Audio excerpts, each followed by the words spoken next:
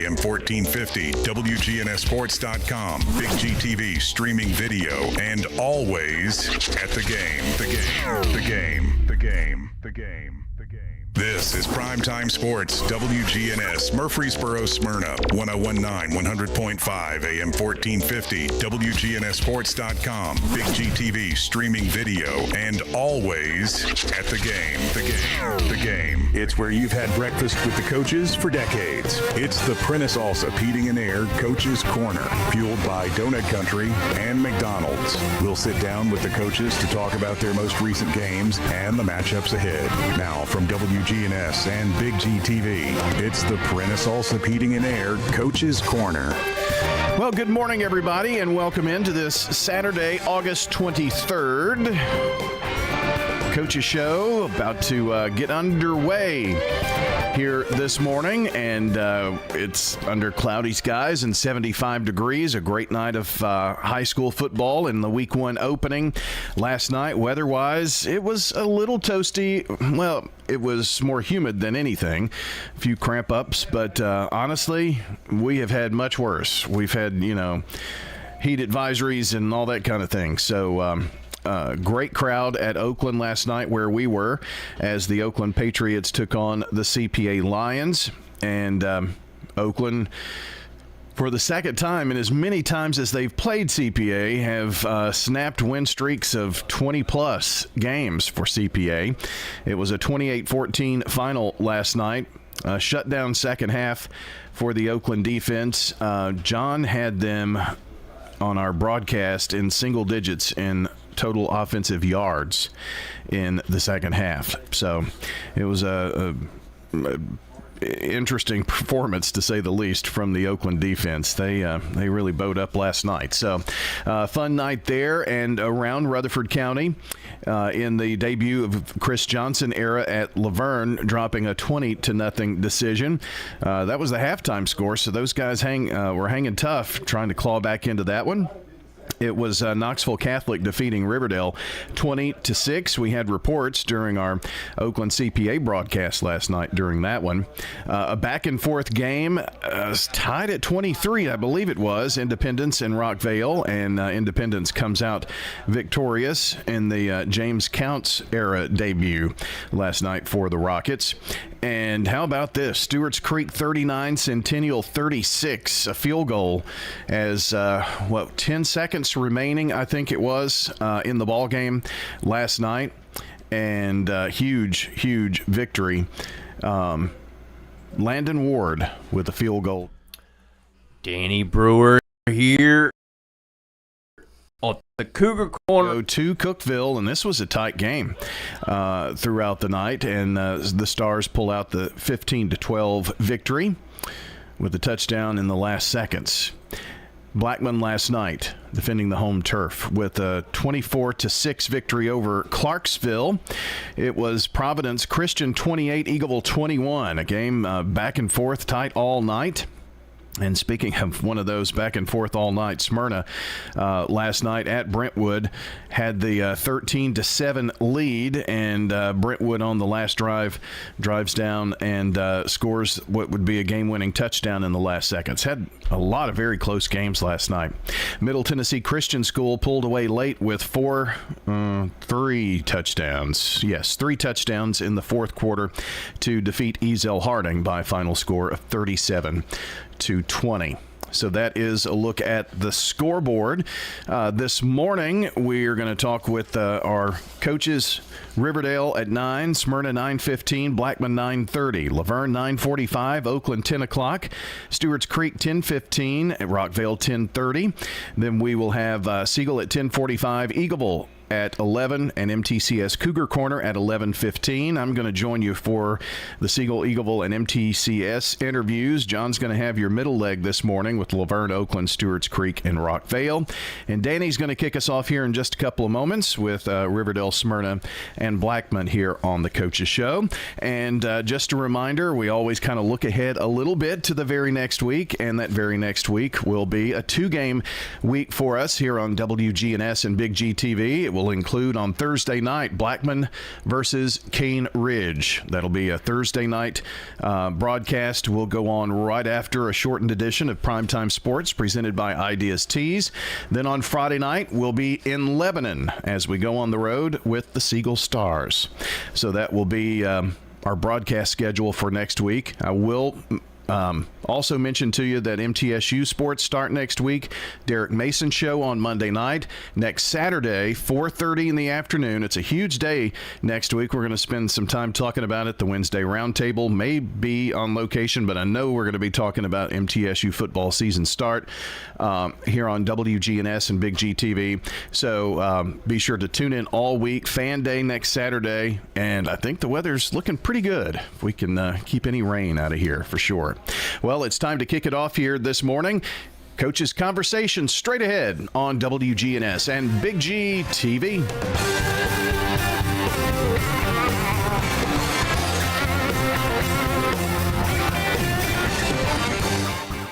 At Dr. Automotive in Smyrna, we're committed to providing local car owners with top-notch auto repair services. With over 2 decades of experience, our ASC-certified master technicians are experts in both foreign and domestic vehicles, ensuring accurate diagnosis and timely, cost-effective repairs. From oil changes to major engine and transmission repairs, we've got the cure for your car. Dr. Automotive, keeping your car running smoothly, mile after mile. Visit our website, smyrnaautorepair.com. The frustration many are feeling is real and justified. Kenneth Barrett said that after the county commission denied raises for deputies this year, and as sheriff, fair pay will be a top priority. We need to figure out how we can get ours comparable to other agencies and start communication with the county commission to try to get less steps at a higher percentage. With nearly 30 years at the sheriff's office, Barrett brings servant leadership, accountability, transparency, and fairness. Learn more at KennethBarrettForSheriff.com. Paid for by Kenneth Barrett for Sheriff, J.M. Stewart Treasurer. Parks Auction Company will get you top dollar for your property. Auctions are easy, fast, and profitable. Whether you're buying or selling a home or commercial property, the auction is just so much easier, quicker, smoother. My wife and I sold our personal home. Parks Auction helped us with that. The house brought about 20% more than we were going to ask for. Visit parksauction.com. Parks Auction Company will get you top dollar for your property. Parks Auction Company, committed to auction excellence. Told it to you, 27.5. You've heard people say, you know your work by your name. There's no better name for residential and business concrete work than Dan France Concrete. From basic slabs to decorative stamping, for your next concrete project, call Dan France Concrete, 615-642-5152. This is Dan with Dan France Concrete, wishing all Rutherford County student athletes a great season. Study hard, play harder, and be safe. Trust me, Dan is committed to the community and will offer you a great product. He'll stand behind his work and make sure you're satisfied with every aspect of the work. Dan France Concrete. This is Primetime Sports, WGNS. It's the Prentice Allsup Heating and Air Coach's Corner, fueled by Donut Country and McDonald's on 101.9, 100.5, 1450, WGNSsports.com and Big G TV. The Coaches Show is brought to you by Parks Auction Company. Let their team of experienced and professionally trained staff utilize the auction process to sell your property. Find out more at parksauction.com. Danny Brewer, welcome to the Coaches Show this morning. You know, I'm really, really happy because I'm here in the studio with Will Kreisky, mastermind of Riverdale football. Coach, how are you this morning? Well, I've been better, but, doing well. Played tough one last night. Tough game. Kids played hard, made too many mistakes. The lights came on, and some of them lost their minds a little bit, and I got to go back and fix that, get that corrected. I thought we had a good fall camp, but I don't think I prepared them for some situations. They were, we lost our minds, and but we're going to get better. We dropped some balls that we shouldn't have, and, made some decisions that we shouldn't have, and celebrated a little bit too much after some plays, but it's all learning experience. Knox Catholic and Coach Ed Owens do a great job, and it was a great game. Coach, that's what I want to touch on first is just what that game means. Things like that are great for high school football. Intersectional matchup, private school versus public school. I think all that stuff is wonderful, and that's the foundation for building things, building this wonderful product we call high school football. Yeah, it's a good game. It was a good matchup for both schools, and their league is just as tough as our league. They got the McCallays, the Baylors in their league, and they're gonna have a really tough schedule. And so for them to choose to go have a tough non-district game, I respect Coach Chet Owens because it was a physical game up front. Both teams come out and knew they played a football game, and I think both teams got better from it. Unfortunately, we were on the losing end of that, but we got to go back to work and get better. We have another private school, Tough Father Ryan, coming into the house this Friday, so we can't mope around too much. I told the kids last night that's 1 to 10. If we mope and pout, it'll be a long season, but if we get back to work, we can fix the little mistakes. And our motto's all off season's been find a way, and if we can find a way to get better, we'll be all right.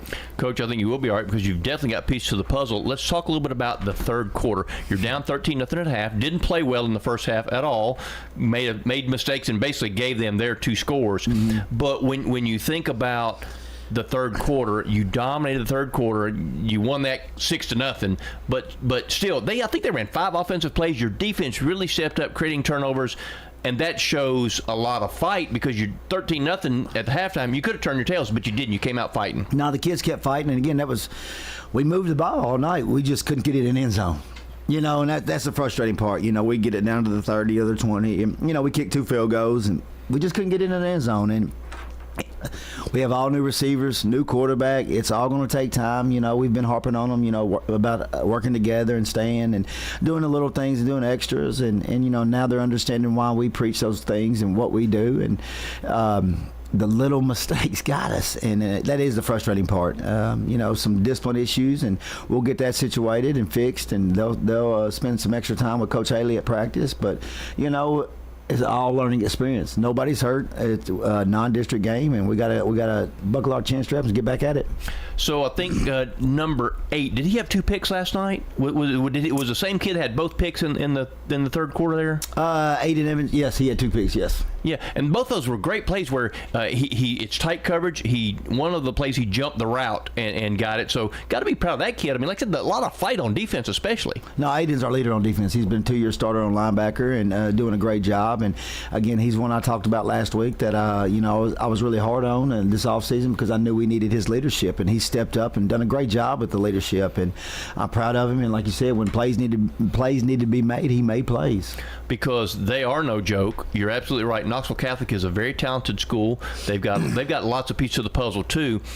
So you got to be proud of how you stepped up defensively, especially because, like I said, one of those touchdowns, both of them basically were kind of interception results on their part. One was a pick 6. So defensively, you really only gave up about 1 score. Yeah, we did. Defensively, they did a great job, and they held them and only gave up 6. But again, it's a team game, and we got to win in all phases and got to play better. I thought our special teams played pretty decent last night. They created some turnovers. They blocked the extra point. They blocked the field goal.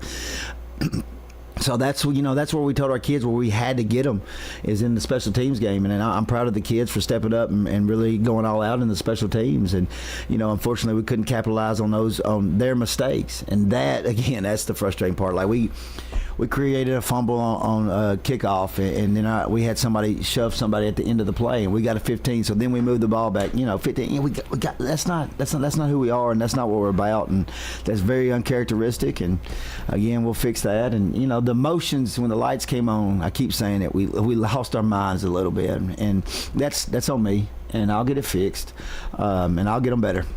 So the encouraging thing about that, Coach, is those are all mental things that are fixable. When you don't have chicken, it's hard to make chicken salad. You got some chicken now. Yeah. You got some chicken. You just got to get the right mixture in there. So that's encouraging, I think. Yeah, and what was frustrating part is I felt like we could have had them in the 4th, but we kept killing ourselves because I felt like with our depth, because you could start seeing our receivers run past their DBs. They were worn down. A lot of those guys went both ways, and they were getting tired. And there were 6 offensive plays we had. Like you said, they only had 5 offensive plays in the third quarter. When the fourth quarter, I don't know if you noticed, all their defensive guys, 6 plays in a row, they had a defensive guy cramp up. Oh yeah. And one, that was messing up our rhythm, so that was smart on their part. But two, our guys were still going. Corbin Reynolds was running by them. We just couldn't get the connections. We dropped a wide open pass that would have set up at the 3-yard line, that would have set us up, bounced off our chest. Just little things like that. It's just frustrating. I sit up and watched the film last night, and it just eats at you, and because it's a coulda, woulda, shoulda. Oh yeah, that's the story of my golf game.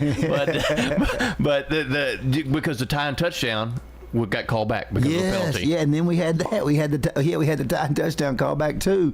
Also, so it's just little stuff that just ate at us, and that's what we preached that all off season about the little things. And again, it got us, and we got to fix it. We got to grow up fast and fix it.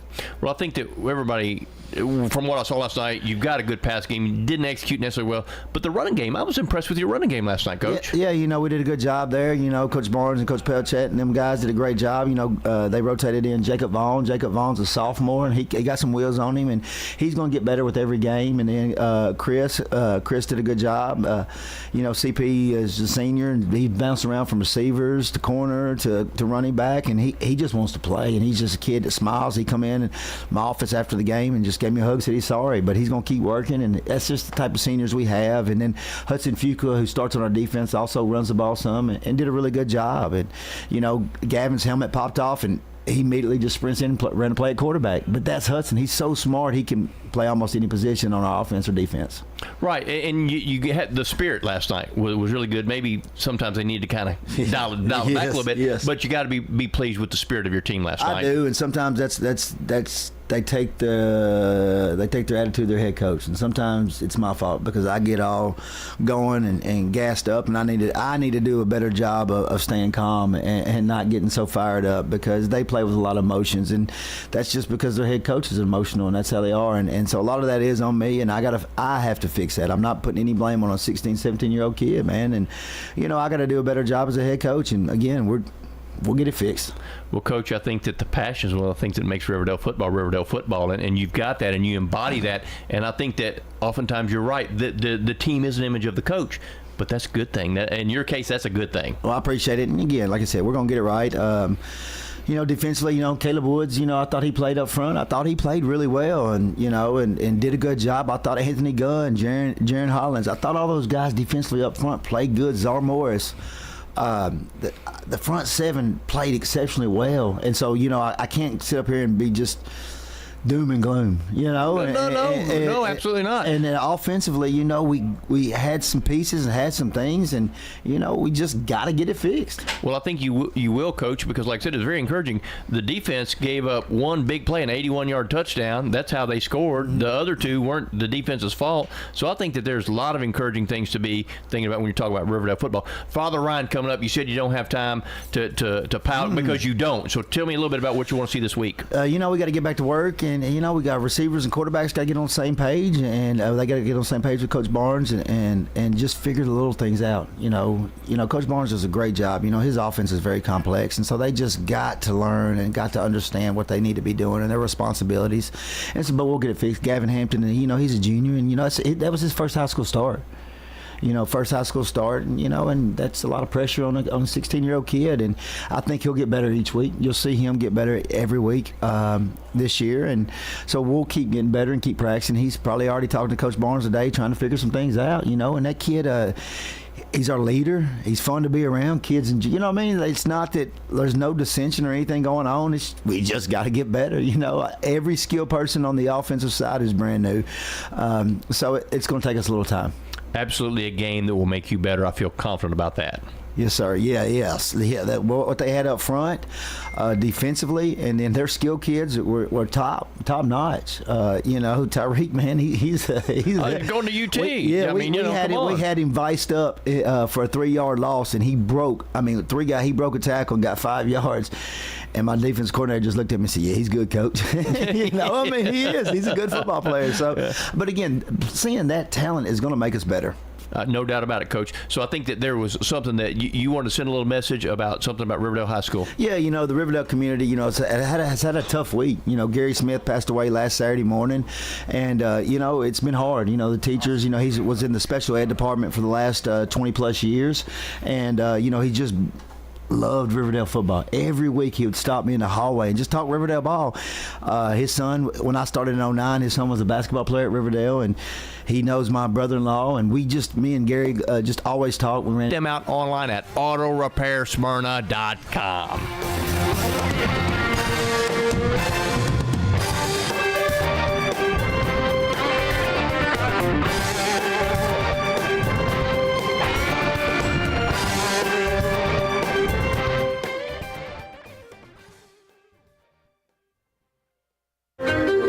At Middle Tennessee Electric, we see the lines that link us all, illuminating our neighborhoods, empowering our businesses, and helping us to recharge.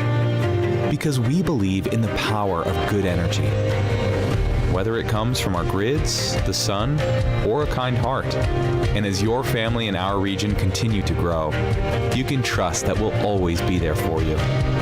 Middle Tennessee Electric, bringing good energy.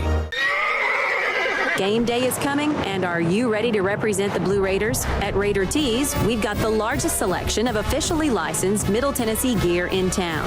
T-shirts, hoodies, hats, even tailgating essentials. You name it, we've got it. No more searching through random stores. Everything you need is right here at 111 East MTCS Road, right across from MTCS. Get game day ready at Raider Tees. Bigger, better, and go blue. Pizza. Murfreesboro's favorite pizza is now hiring at all 3 local locations. That's right. We want you to join the Sir Pizza team. Stop in at our East Main, Veterans Parkway, or Memorial Boulevard locations and let us know how you'd like to join the Sir Pizza family. Also, we've made it even easier to order for carryout or delivery. Just head on over to sirpizzatn.com. Sir Pizza, you made me love pizza again.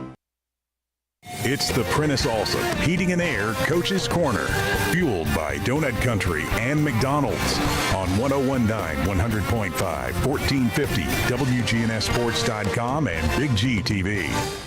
The Coaches Show is brought to you by Middle Tennessee Electric, serving our community by providing affordable, reliable, and safe electricity online at mte.com. Danny Brewer here. I'm extremely happy now to be joined by Matt Williams, the Dean of Rutherford County High School football coaches and the main man at Smyrna High School. Coach, how are you this morning? Doing all right, Dan. How are you? Well, I'm quite well, Coach. You know, it's a lovely August day. We've got week 1 in the books. Things may have not gone exactly how you wanted last night, but tough loss, 14-13 at Brentwood. But you got to be proud of your team for going on the road. Brentwood is not an easy place to go and play. No, I mean, I thought it was a good task for us, and, our schedule sort of sets up, hopefully, to help us with those environments as we get on the road. But, heartbreaker. Sort of heartbroken for the kids. They played really, really hard.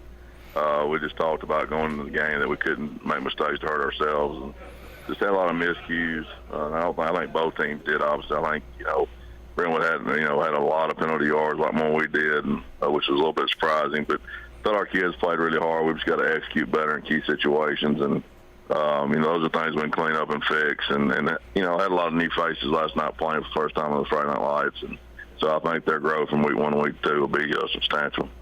Well, usually that can be the case a lot of times because week 1, you, like you said, you got the jitters. You got a lot of new faces out there. Let's talk a little bit about the defense. So you only gave up 14 points, I think, 1 touchdown early and unfortunately 1 touchdown late. Yeah, I mean, first drive they did a good job and schemed us up a little bit, and we're able to go down and score. But I thought we did a really good job adjusting. Obviously, it was 13-7, if it had been a 44-minute ball game, we'd have won, but obviously it's not. It's a 48-minute ball game. And, our defense after that first drive really settled down and sort of commanded the game. Denzel Yarborough had a big, 50-something yard interception return for a touchdown that tied it up and sort of changed the momentum. The biggest thing that beat us, Danny, was we had 2 opportunities down inside the 10-yard line, didn't put the ball in the end zone. If we score even one of those times, obviously we win the football game, so we've got to figure out a way to execute better down there in the red zone. Yeah, because in that case, field goals are not what you want. You want touchdowns. No, you let people hang around. I mean, we set up for 2 field goals and, didn't come out and obviously got shut out in the second half. And, we got to do a better job offensively. And there's a lot of things. We had a lot of opportunities that were missed. And some were miscommunications on big downs. Had a screen pass called that we got a miscommunication there, and our quarterback thought it was a key run, and obviously not with one in that situation, and had a couple of seam passes that were wide open that probably would have been touchdowns that we just missed. And those are things we'll get corrected on film and come back from. But, I thought our defense played really well and made some plays. We had 2 interceptions, 2 takeaways, and a lot we got to clean up, though, on the other phases. Coach, let's talk a little bit about one of your defenders, and I think you play someone off of Jerry Martin. Talk about that kid and how not only a leader on the field, but he's a leader off the field, I think. Yeah, he's one of our team-voted captains. His peers selected him as captain. Didn't play any offense last night, but did a really good job on defense. And even when he's not making tackles or sacking the quarterback, he's causing disruption. He opens up a lot of things for other kids. Anthony Staples also another D lineman in there with him that did a really good job on a sack last night. And Jerry's just a different kid, and he's a kid every week that opposing offense they'll sort of have to plan around just because he's such a force and so physical and just does such a good job getting off blocks. And he demands a double team. He's really good. It was really good last night at times splitting those double teams. So just a physical force and probably one of the most physically strong and powerful kids I've ever coached. So Jerry's a special kid, no doubt. Off the field, because when I'm my time around Smyrna a little bit, I see him off the field being a leader too, and that's something you obviously greatly value. Yeah, 1,000%. I mean, he's leader in the classroom, leader in the hallways. I can't tell how many times I've had teachers, commend him and how he acts in class and the way he is in the hallways. And so this is a special kid all the way around. He was a kid that showed up that was sort of mature beyond his years, and I think that's rubbed off on a lot of kids. I mentioned Anthony Staples. Anthony Staples is the same kind of kid, just a special kid. Great leader in the hallways in the school building, and both are involved in student government in some facet, and just a special young man. Coach Yarborough, I know he had the big pick six, but I think he was in 7 tackles last night too. So talk a little bit more about that kid and what he's doing. Yeah, he's gotten a lot better. Last year, start of the year, he had not played a lot, and a lot of growing pains through the early part of last year. And then we felt like later in the year last year, he'd sort of, come around and sort of figure some things out and become more physical. And, last night had the big play, obviously put us back in the ball game and had a lot of tackles. There's still some room for growth there in certain areas, but he made some splash plays for us last night that sort of, helped us stay in the ball game. Coach, let's talk a little bit about offense, running game. I know that running the football has obviously been a staple of Smyrna High during your tenure there, and that's how you win is by running football. Talk a little bit about your running game. Yeah, I thought we ran the ball good at times last night. We got, a few issues that cropped up. I'm actually coaching offensive line. I thought at times we did a good job getting pushed, but didn't do a great job getting off on linebackers when we needed to, and a lot of their linebackers sort of gave us fits and made some mistakes that we worked on all week and some things we had stressed in the game plan that we didn't get executed as far as their outside backer folding over in there and things we've got to get better at. But, some of that I was expecting a little bit. You got one return on offensive line, you're going to have some mistakes like that. But, again, it's a chance to get in the film and make corrections, and we'll do that. And I thought Christian Beatty, and RJ, Christian ran it hard at times. And, RJ came in and gave us a spark. He's got a different gear and sort of an elusiveness that you can't teach. So I thought we ran the ball well at times. We got to do a better job in some of those areas, and we'll get that cleaned up. And I thought we blocked really well and got good movement at times. It's just like I said, at times we got better about getting off on the linebacker here and there. And at times running backs got to do a better job of hitting the seam. At times we bounce runs, and it looks like we're doing a poor job blocking, but if they hit it up in there where they're supposed to, you probably have a big run. So just, again, things we got to clean up between week 1 and week 2. So let's talk about week 2. At Hendersonville, coming up, another road test. Tell me a little bit about what you want to see out of your players this week. Yeah, we'll have to be disciplined. I've already been in the film this morning. They're going to be the same old Hendersonville. It's funny, I told somebody, I said when I first got to Smyrna in 1998, we were in that district with Hendersonville and Gallatin and Mount Juliet and Lebanon, all that bunch. And still the same Hendersonville. I mean, they're still wing T. They're still going to be a base 50 on defense.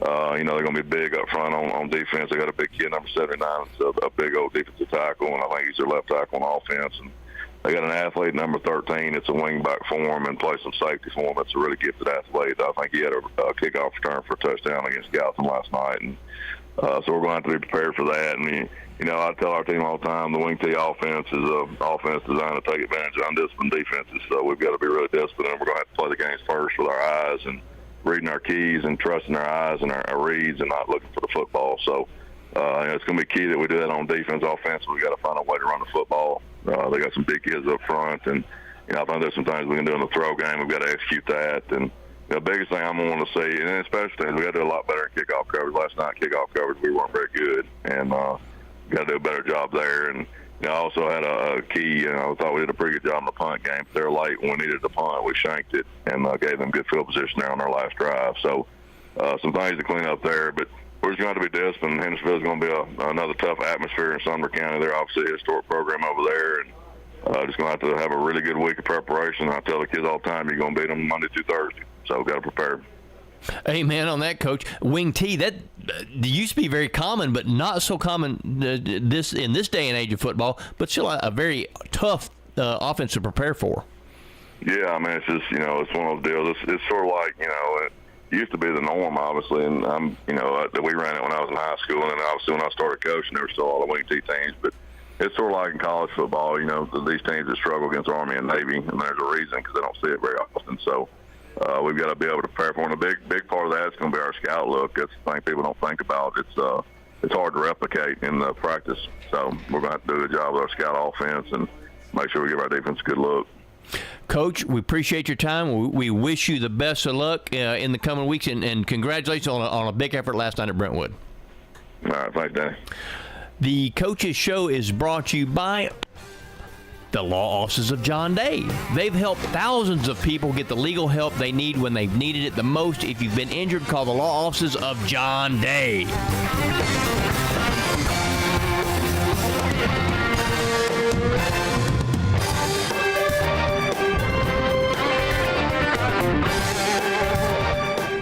Rely on the experienced professionals at Prentice Allsup Heating and Air. If your old unit needs a tune-up, the professionals at Prentice Allsup Heating and Air service all major brands and even offer same-day service in most cases. Keep your home or business comfortable year-round. Call us today at 615-890-1311. Prentice Allsup Heating and Air, your Ring Pro partner heating and cooling contractor on West College Street, just under the Thompson Lane overpass. Online at PrenticeAllsup.com. Craig's Tax Service at 142 Heritage Park Drive offers complete tax preparation, financial, and bookkeeping services. This is Brett Craig with Craig's Tax Service. From personal tax preparation to business bookkeeping, payroll, and taxes, at Craig's Tax Service, our staff is here to help. Get help with your taxes. Call 890-2233 for an appointment. As a former Siegel Star football player, I know the importance of the high school sports experience. Good luck to all county student athletes. Craig's Tax Service, 890-2233. Architects, engineers, and builders, whether you need detailed technical drawings, large format plans, or quick, accurate reproductions, Franklin's Printworks delivers clarity, precision, and fast turnaround. Since we've added that capability, there's a big demand for blueprints, so we're getting a lot of times turn those around in 24 hours. Jeff Carlton at Franklin's Printworks. Usually they're like 24 by 36, and they require somebody that knows what they're doing and has the capabilities to produce them. Clarity, accuracy, and fast turnaround from Franklin's Printworks. Winners Trophies can help you with customized awards for any occasion. Owner Kelly Hockenberry continues to provide awards for sports teams, churches, recognition awards, and more. Call Winners Trophies at 904-6002. That's 904-6002 for the best in quality, service, and pricing. You can also email Kelly, winnerstrophy@comcast.net. That's winnerstrophy@comcast.net. Any award for any occasion. Winners Trophies, 904-6002.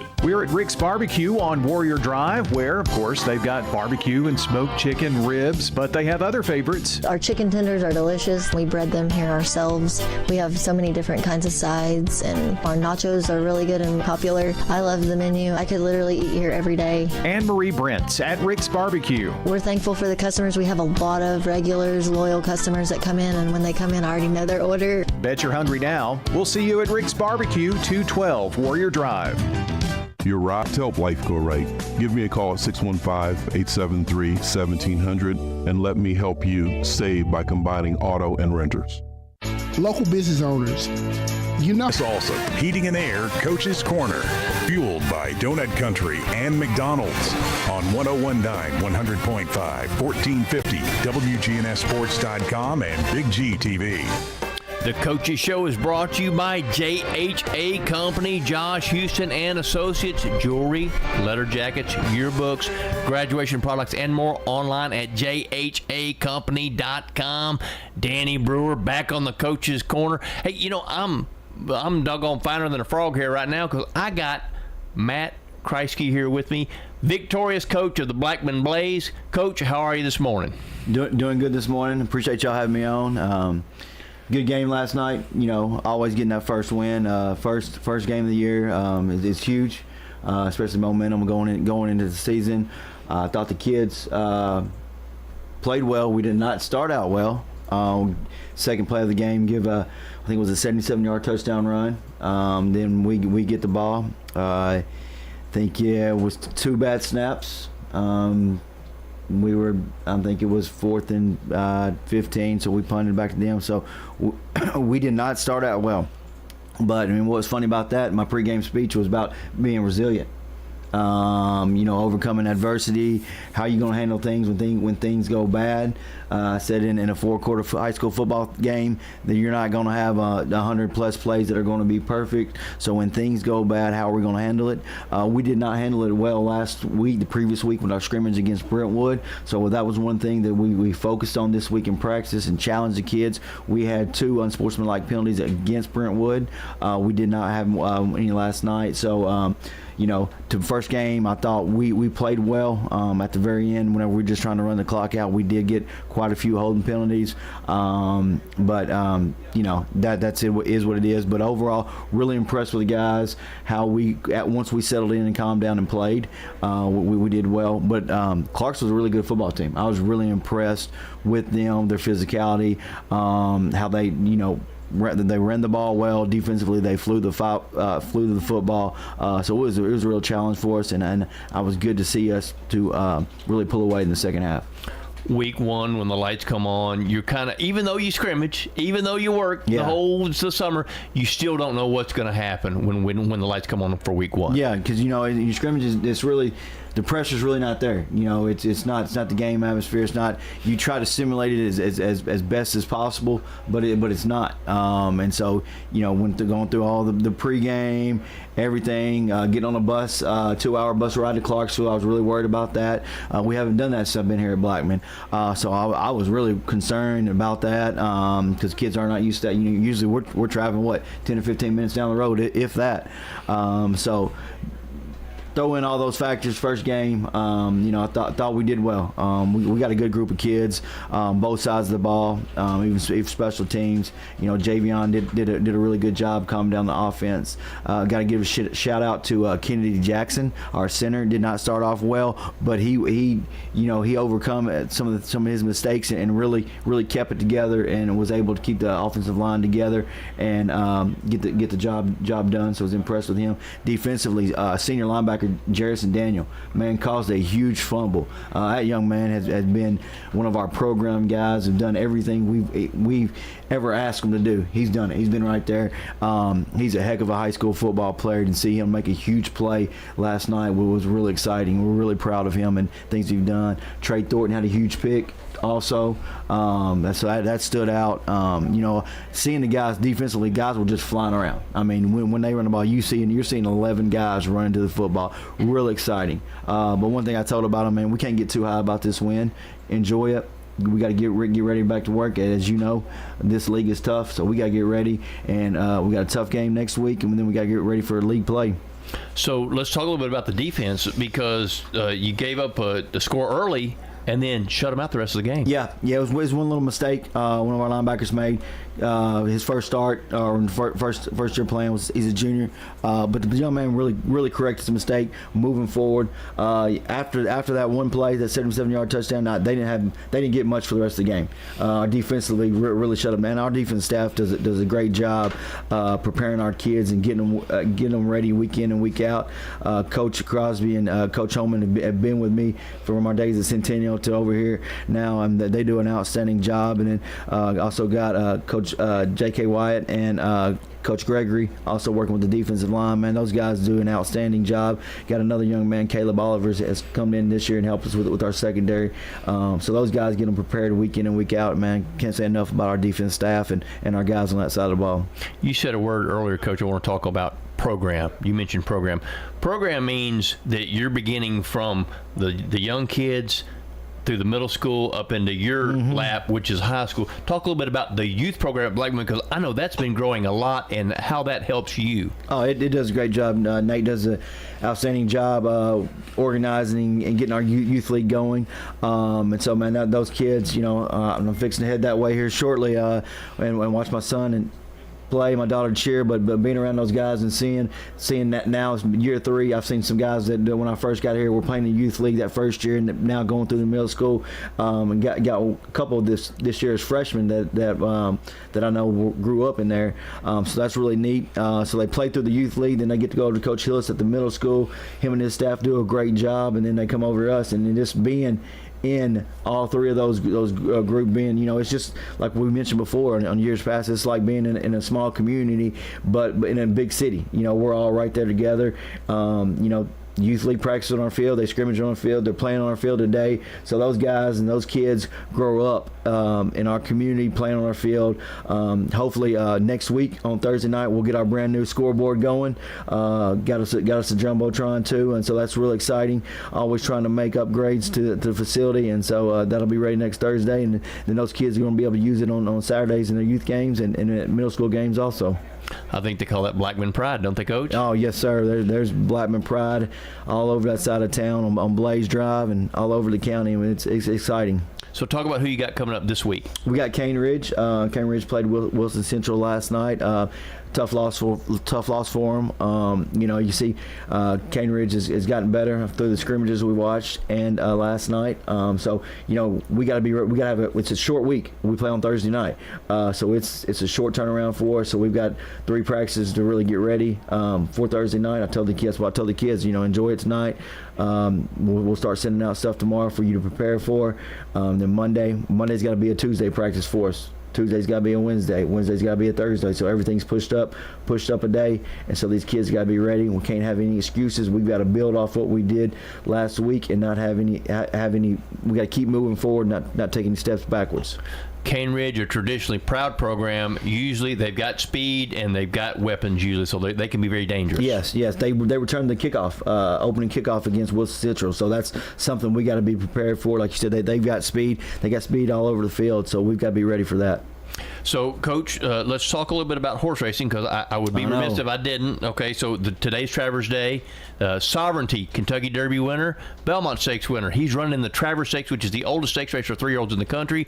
Sovereignty, I think he's going to reign today. How do you continue to reign at Blackman as far as making sure that everybody understands Blackman Pride and Blackman Blazing are brought into your program? Well, like I said, the young man I mentioned earlier, Jarrison Daniel, just doing the little things, doing the little things day in and day out. That's something we've stressed from day one. For example, making sure your locker's clean, making sure the locker room's clean, the weight room's clean. The little things in life are going to carry you a long way, and that's something that we have focused on since day one. That when we stepped in Blackman High School, that's something we will continue to focus on as long as I'm at Blackman High School.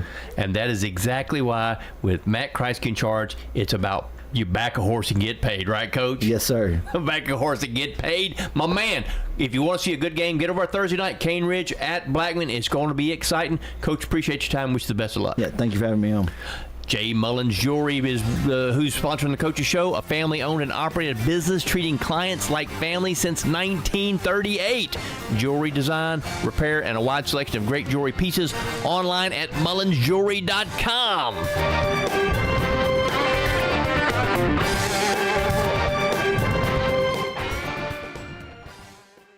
Hi, I'm Lakin Gilman, a mortgage loan originator with First Mortgage, a department of First National Bank of Middle Tennessee. Whether you're buying a new home or refinancing, I'm here to guide you every step of the way. With competitive rates and personal service, let me turn your homeownership dreams into reality. Visit my website, lakenhampton.com, or come by my office at 322 North Front Street, located in downtown Murfreesboro, and let's get started. First National Bank of Middle Tennessee. We show up for you. Member FDIC, Equal Housing Lender, NMLS 401715. Tennessee Orthopedic Alliance are the leading experts in sports medicine and performance, and the team physicians for NFL, college, and high school athletes across Tennessee. TOA offers same-day appointments, walk-ins, and urgent care for acute orthopedic injuries that can't wait. TOA is proud to support Rutherford County high school athletes.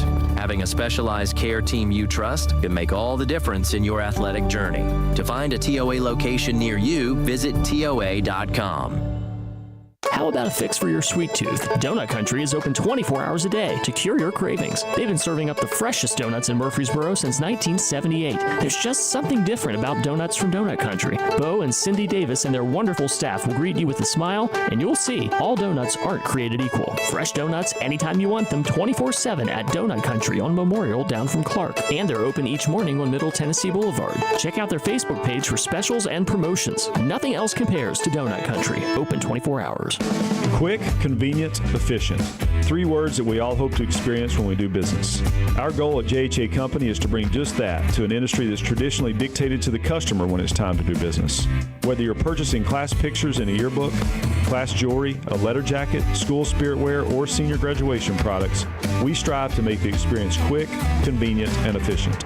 Find out more at jhacompany.com. JHA, your one source for an unparalleled scholastic experience.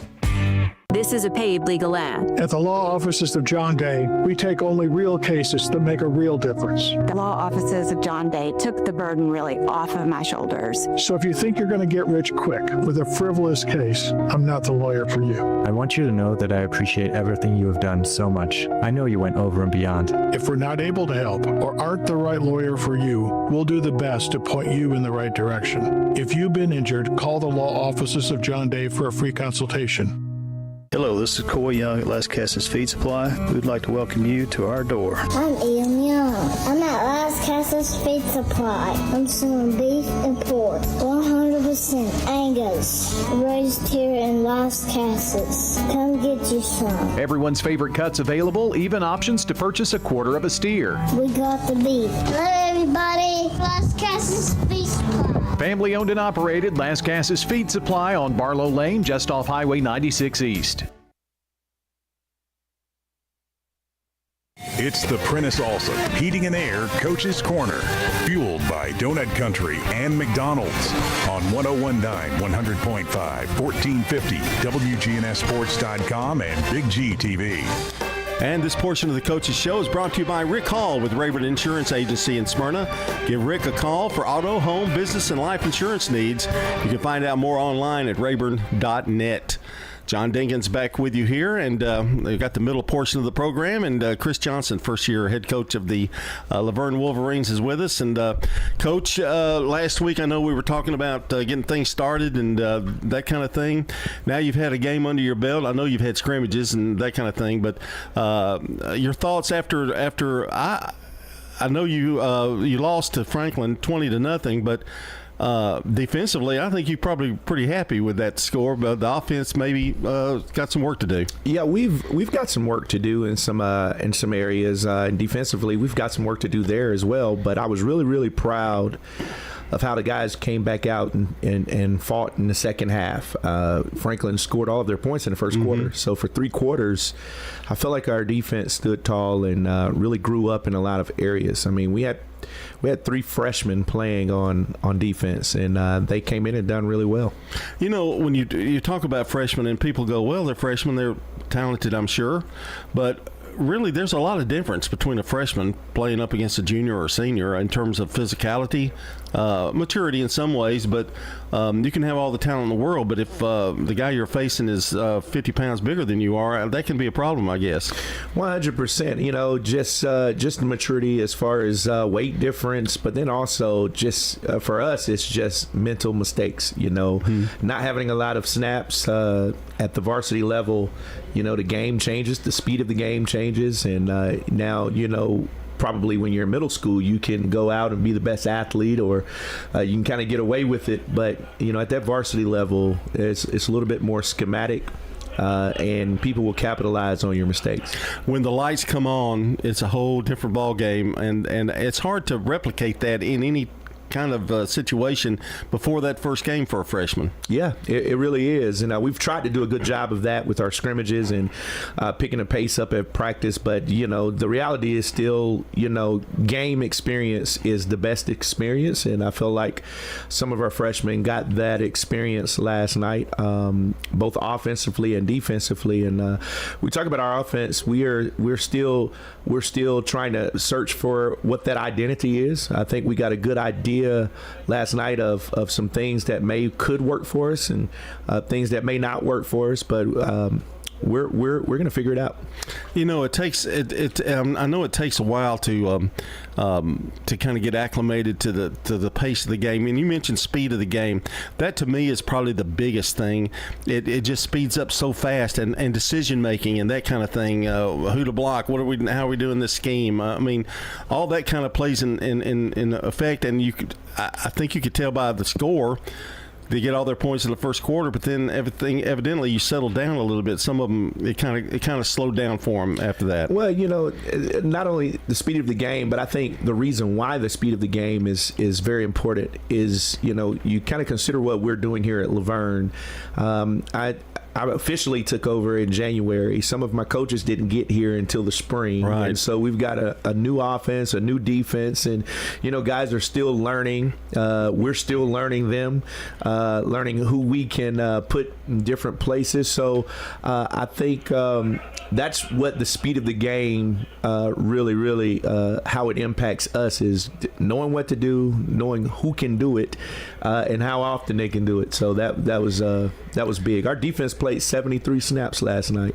So, you know, those guys, nobody quit. Yeah. Nobody gave up. The guys came back out and they fought, and we really saw some good things. Yeah, that had to be a silver lining. I mean, that they played that many snaps and kept the score the same. I mean, it's credit. That's a positive that you look at, I would think. I don't think Franklin. I don't know the official stats, but from what we saw, I don't think they had over 100 yards total offense. You know, and we held them to 20 points, and you know, field position hurt us in a couple of instances where they got the ball there in the red zone after a bad snap by our punt team. So we'll fix that. And then, you know, offensively, we got some momentum, and then penalties hit us. And so kind of broke our momentum a little bit. Then we had a bad snap early in the game on offense. That kind of killed some momentum. So, you know, things that are very fixable. Things that we can come back in the film room and come back to practice and make some corrections, and I think we can rebound from. I thought you made a really good point there just a minute ago when you said you got here in January and some of the coaches didn't get here till spring. Not being able to make those relationships, you know, over the course of some time, that sets back a little bit because they don't know you, you don't know them, and again. Who's going to come up? Who's the guy that you're looking for to come up and make the big play? That kind of thing. I mean, all of that's in the. I don't think people. They just look at stats and go, well, you know, that's a stat, but there's really a lot more to it. Well, one of the stats that I think is really important is that our guys, we have guys that don't really have game experience. A lot of the guys that are starting right now, last night was their first varsity experience. Mm-hmm. I mean, and it's several guys. So we have a few returning guys, but for the most part, we're playing with a lot of sophomores, a few freshmen, and maybe a couple of juniors that never played football. So we're trying to get them some game experience quick, and they're getting better. What did you tell your team last night after the game? I know because you look like you're a very positive guy, and I know you kind of lean on that. Mm-hmm. But then again, you also have to tell them, we've got to score some points, somehow. So what did you tell them? Just kind of general. Well, kind of generally, I told the guys, losing never feels good, mm-hmm. And I don't want them in life to ever be comfortable losing. However, I told them I was really proud of the way we came out and fought. Nobody gave up. I looked in their eyes. They were disgusted about losing, but, we had a real good speech by one of our sophomores who got up and said, we're going to stick together. And my message to them was we still have a lot of season to play. And tonight was a discovery for us, but we're going to learn what we needed to learn. We're going to come back here. Our coaches are going to meet on Sunday. We're going to come back Monday, and we're going to go back to work. The Laverne has in past. They've been so close many times, and winning. They've had some winning seasons. They've had. I don't know how to describe it. Just one or two breaks go one way or the other, and it could be a different story for them. You're looking for that, though. You're looking for something to kind of break that mold, and mindset's a lot of it, isn't it? Mindset is definitely a lot of it. Last night I feel like we were there. The culture. Let me give a huge shout out to our fans, our parents. Dynamic atmosphere last night. Our fans came out. Our teachers, our staff came out. Great support from the student body. So I think we're just trying to shift the whole mindset of the whole community, the whole school, and we showed signs of that last night. Couldn't be more proud of that. But we're gonna come back out this week and do it again. And so mindset is definitely important, and I think we're headed in the right direction. Now, who do you have next week? We got Dixon County. Dixon County, another team that has a storied past. I mean, they've got a pretty good past records and that kind of thing. So, how do you prepare this week? What are you going to do this week to kind of get them ready? And I know you've got off to a really good start defensively, and I know you want to continue that at least. Yeah, we're going to do what we've been doing. We're going to prepare, get the guys ready, study Dixon as much as we can, and know what they're doing, both defensively and offensively. And we're going to just continue to get better at trying to do what we do. So I don't think we scratch anything and trash anything. We come back, learn what we need to learn, apply some new things as far as techniques and strategies, but we're going to prepare like we've been preparing and just keep discovering who's going to make plays on our team. You got some new things going on at Laverne. I know some upgrades are planned, and you got a third story heading that way. Yeah, it's a beautiful building, really. It's just absolutely beautiful in a good spot, right in the smack middle of everything. Yes, sir. And I think that's something that you can look for and tell them, the positives of the building itself. I think it's a kind of a little known secret how good that school is out there at Laverne. Yeah, it's a lot of great things happening with our new construction, but then also with just some things that's happening within the building. I think every sports team is kind of catching the wave of a new mindset and trying to shift the program, and so I'm excited about all the sports this year. But football is the first one, and in most schools the biggest one, and so we're going to do our part to get the ball rolling. And I was so proud last night of everybody who came out to support. And my commitment to them is we're going to keep getting better. We're going to keep fighting.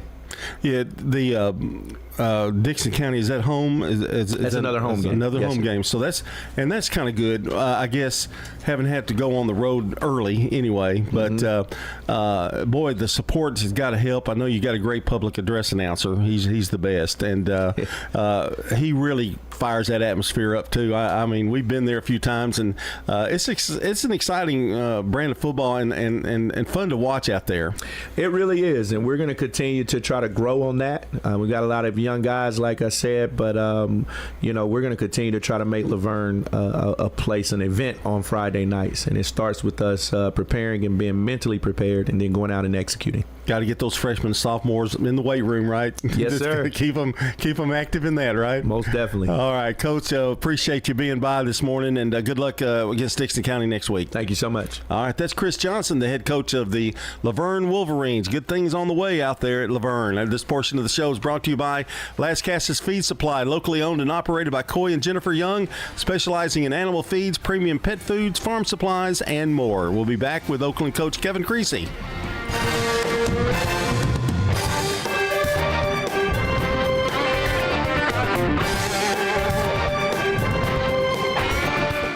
If your job situation is changing because of layoffs or restructuring, you may have to make several decisions. One important decision may be what to do with your retirement plan. Make sure your retirement stays on track. I'm Lee Colvin, your Edward Jones financial advisor, and I'd like to help.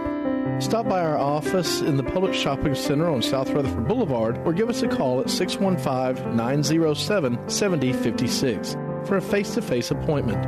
Edward Jones, Making Sense of Investing, member SIPC.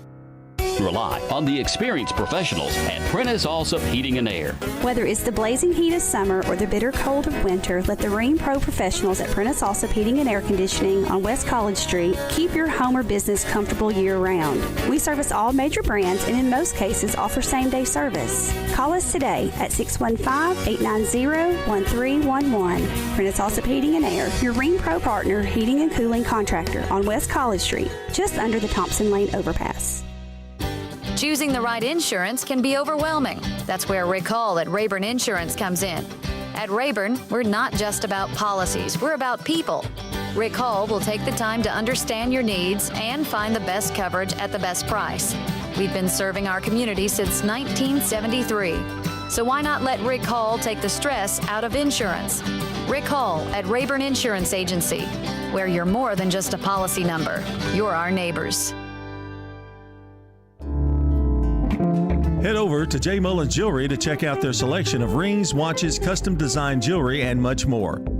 They're a local business located at 352 West Northville Boulevard right here in Murfreesboro. They have gifts for all occasions, weddings, graduations, anniversaries, whatever you need, you can find it at J. Mullins Jewelry. That's at 352 West Northville Boulevard or online at mullinsjewelry.com. Craig's Tax Service at 142 Heritage Park Drive offers complete tax preparation, financial, and bookkeeping services. This is Brandon Craig with Craig's Tax Service. We're proud to support all Rutherford County athletes. Craig's Tax Service reminds you that it makes sense to get help with your taxes. Call 890-2233 for an appointment. We've been serving Rutherford County since 1988. Craig's Tax Service, 890-2233. We're just off Memorial Boulevard at 142 Heritage Park Drive. At Dr. Automotive in Smyrna, from oil changes to major engine and transmission repairs, we've got the cure for your car. Let's hear from customers of Dr. Automotive. He does a good job. He lets you know what's going on and do it at a good price. Danny does a lot in our community, so he's very involved and invested. I recommend family, friends. Danny is spot on because he'll suggest what I need to do, and of course, I've never had an issue. For quality care you can trust, visit Dr. Automotive in Smyrna. We've got the cure for your car. It's the Prentice Allsup Heating and Air Coach's Corner, fueled by Donut Country and McDonald's on 101.9, 100.5, 1450, wgnssports.com and Big G TV. And this portion of the show brought to you by Prentice Allsup Heating and Air, family owned and operated since 1977. Get the best service with Prentice Allsup Heating and Air online at PrenticeAllsup.com. John Diggins back with you, doing the middle portion of our program this morning, and Coach Kevin Creasy joins me here after a big win over CPA last night by a score of 28-14. And the coach, you were the last team to beat them, and they're after another streak, you beat them again.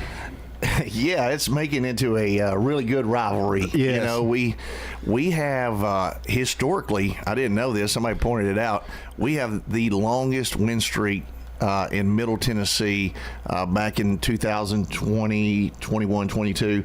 It was like 36 games in a row, and CPA broke our win streak. Right. Well, they were well on their way to catching us, because they had like a 2.5-year win streak going, and then we broke it last night. So we took a little bit of pleasure in knowing that we did that to them. Exactly. And, man, it was some hard hitting at the beginning of that game, and tied it at halftime. We'll talk about that in a second, but I'm going to start with the bad first, and then we'll talk about a lot of good. But penalties were rampant last night.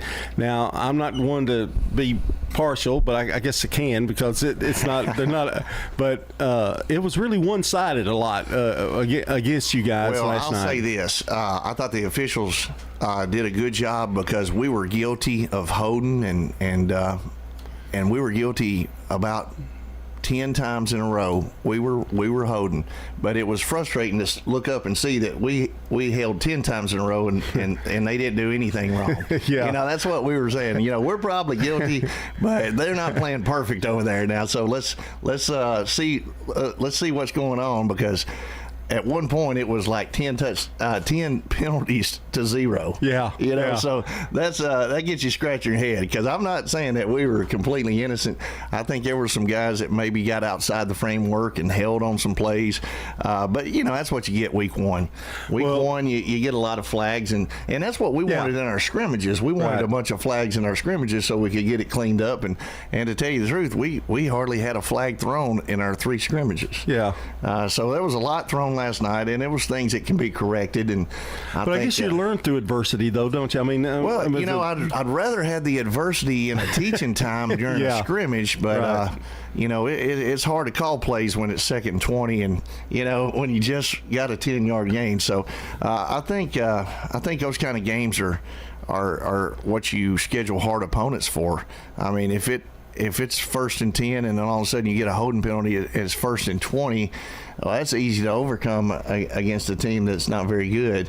But against a well-coached team, you better dig deep in the playbook on those 1st and 20 calls, and we had several of them last night. I thought you did a great job last night of getting a lot of people in, particularly early. We had Haggard in, we had Millsap. I mean, there were a lot of guys playing and playing well.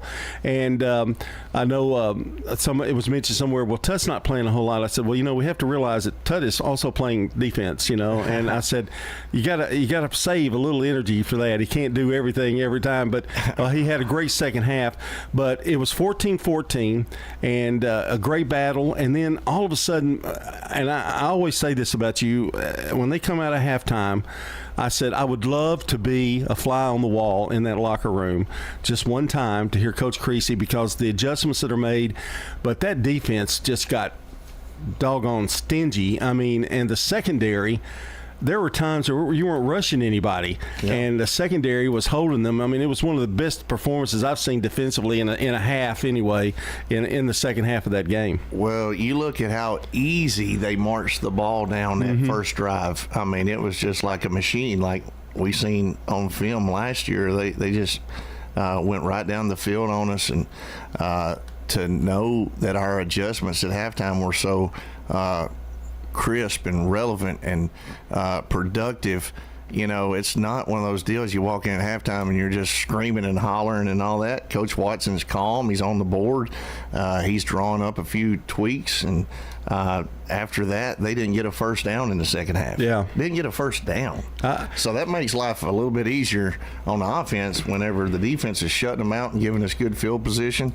There were a lot of people stepping up on offense, but essentially it was the defense that gave us the ball in great position.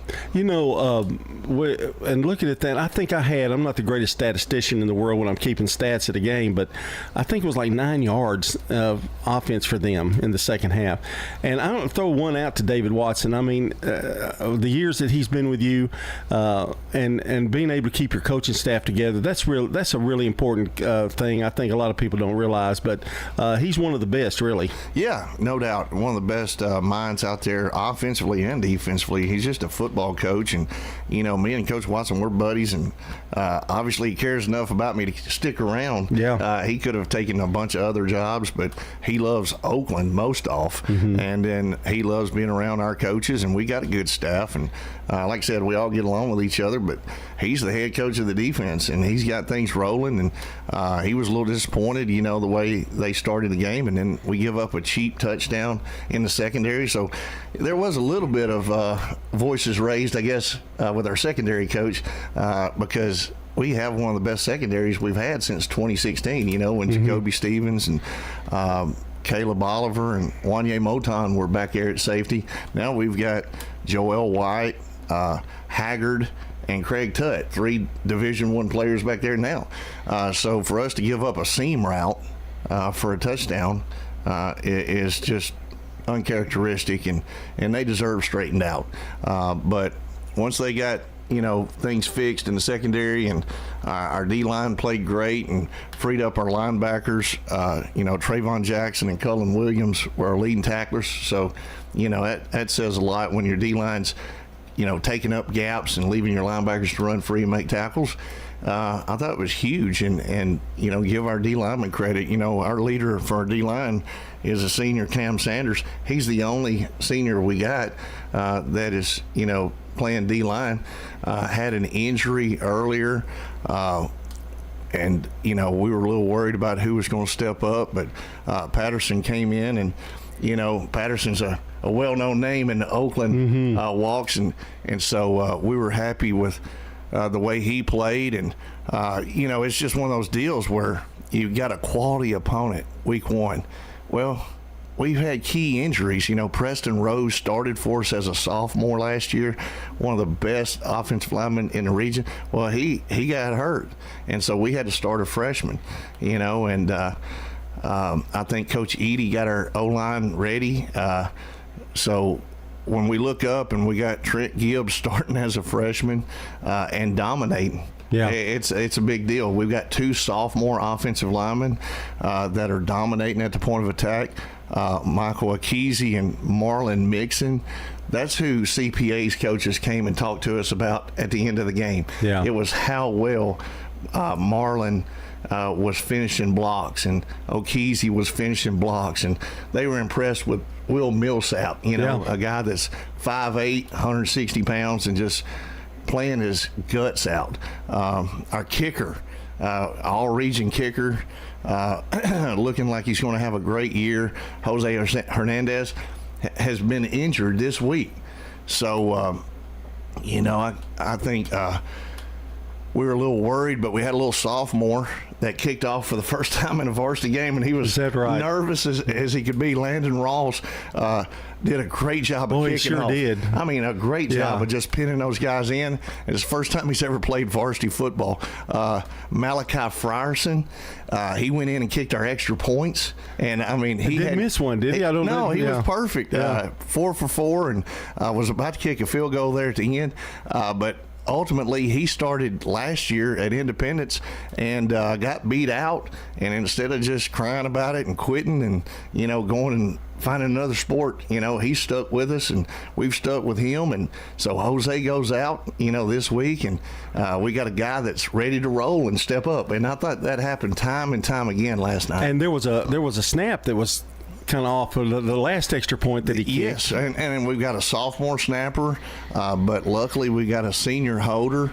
Matthew Moore's got the best hands on the team, and he catches the low snap and puts it back up there on the tee. And people don't think about how important that kind of stuff is until things go bad and you lose by 1 point. You know what I'm saying? Yeah. So we had some guys step up. Everybody's going to hear about the Craig Tutts and of the world, and Joel Wyatt's. They're going to play great because they're great players no matter what. But Bass had a good third quarter. It's these guys that are seen as role players that are really the critical elements of your team. Kamani Bass weighs 129 pounds, and he had 109 yards rushing against one of the best teams in the state. Really quickly before I let you go, I want to talk about the quarterbacks because I thought they played well. One thing they didn't do, they didn't make any mistakes. They handled the ball well. They alternated well when you used them in. There were some big runs by Cameron there late in the game. In fact, he adds another little dimension to your play, and the passing game was good. You didn't ask them to do a whole lot, but what they did, they were successful. Well, I listen to this show sometimes, and I hear about all these big-time quarterbacks going to these other teams and how great they are. And I'm telling you, I'm going to brag on my quarterbacks because I coach the quarterbacks, and I know how far they've come. And we've got two talented kids that are learning our offense, and it's pretty complicated. There's a lot that goes into playing quarterback. And for them to go in, Cam Morton, Dante Cameron, every other snap, doesn't matter who's in. If we call a run with the quarterback, they're both able to run. If we call a pass with the quarterback, they're both able to pass. They started the game with 7 straight completions. Yeah. 7 straight completions. There's 6 seniors in CPA secondary. So they know what they're doing. For us to go out with 2 kids that don't even have a driver's license and for them to play quarterback in this game and complete their first 7 passes, I think they were 10 for 13 passing for like 150 yards. They were so interchangeable, They too. had 50 yards rushing and a touchdown, some big third down conversions with their arms and their legs. Like I said, we called a game that put them in position, to really not necessarily succeed, but show us what they could do in big ball games. Well, it was a 3rd and 20. I remember that one. And they made a completion not once, but twice. Right. And pretty amazing. They were interchangeable is what I'm going to say. Well, we're out of time, but I talked too much, I guess. But anyway. There's a lot to talk about. It sure was. A big win for you. And next week, who do you have?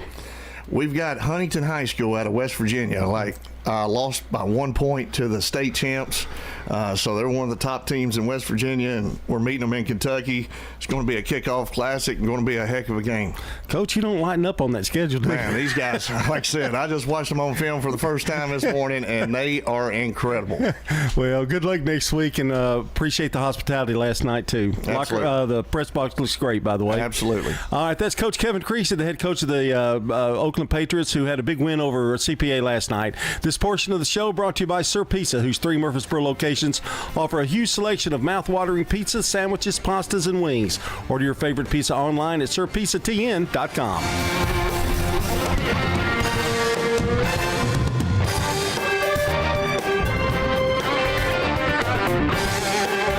27 years, Kenneth Barrett has proudly served the Rutherford County Sheriff's Office and now asks for your vote for sheriff. He started at age 20 as a detention officer, working his way up through patrol, narcotics, and interstate crime operations.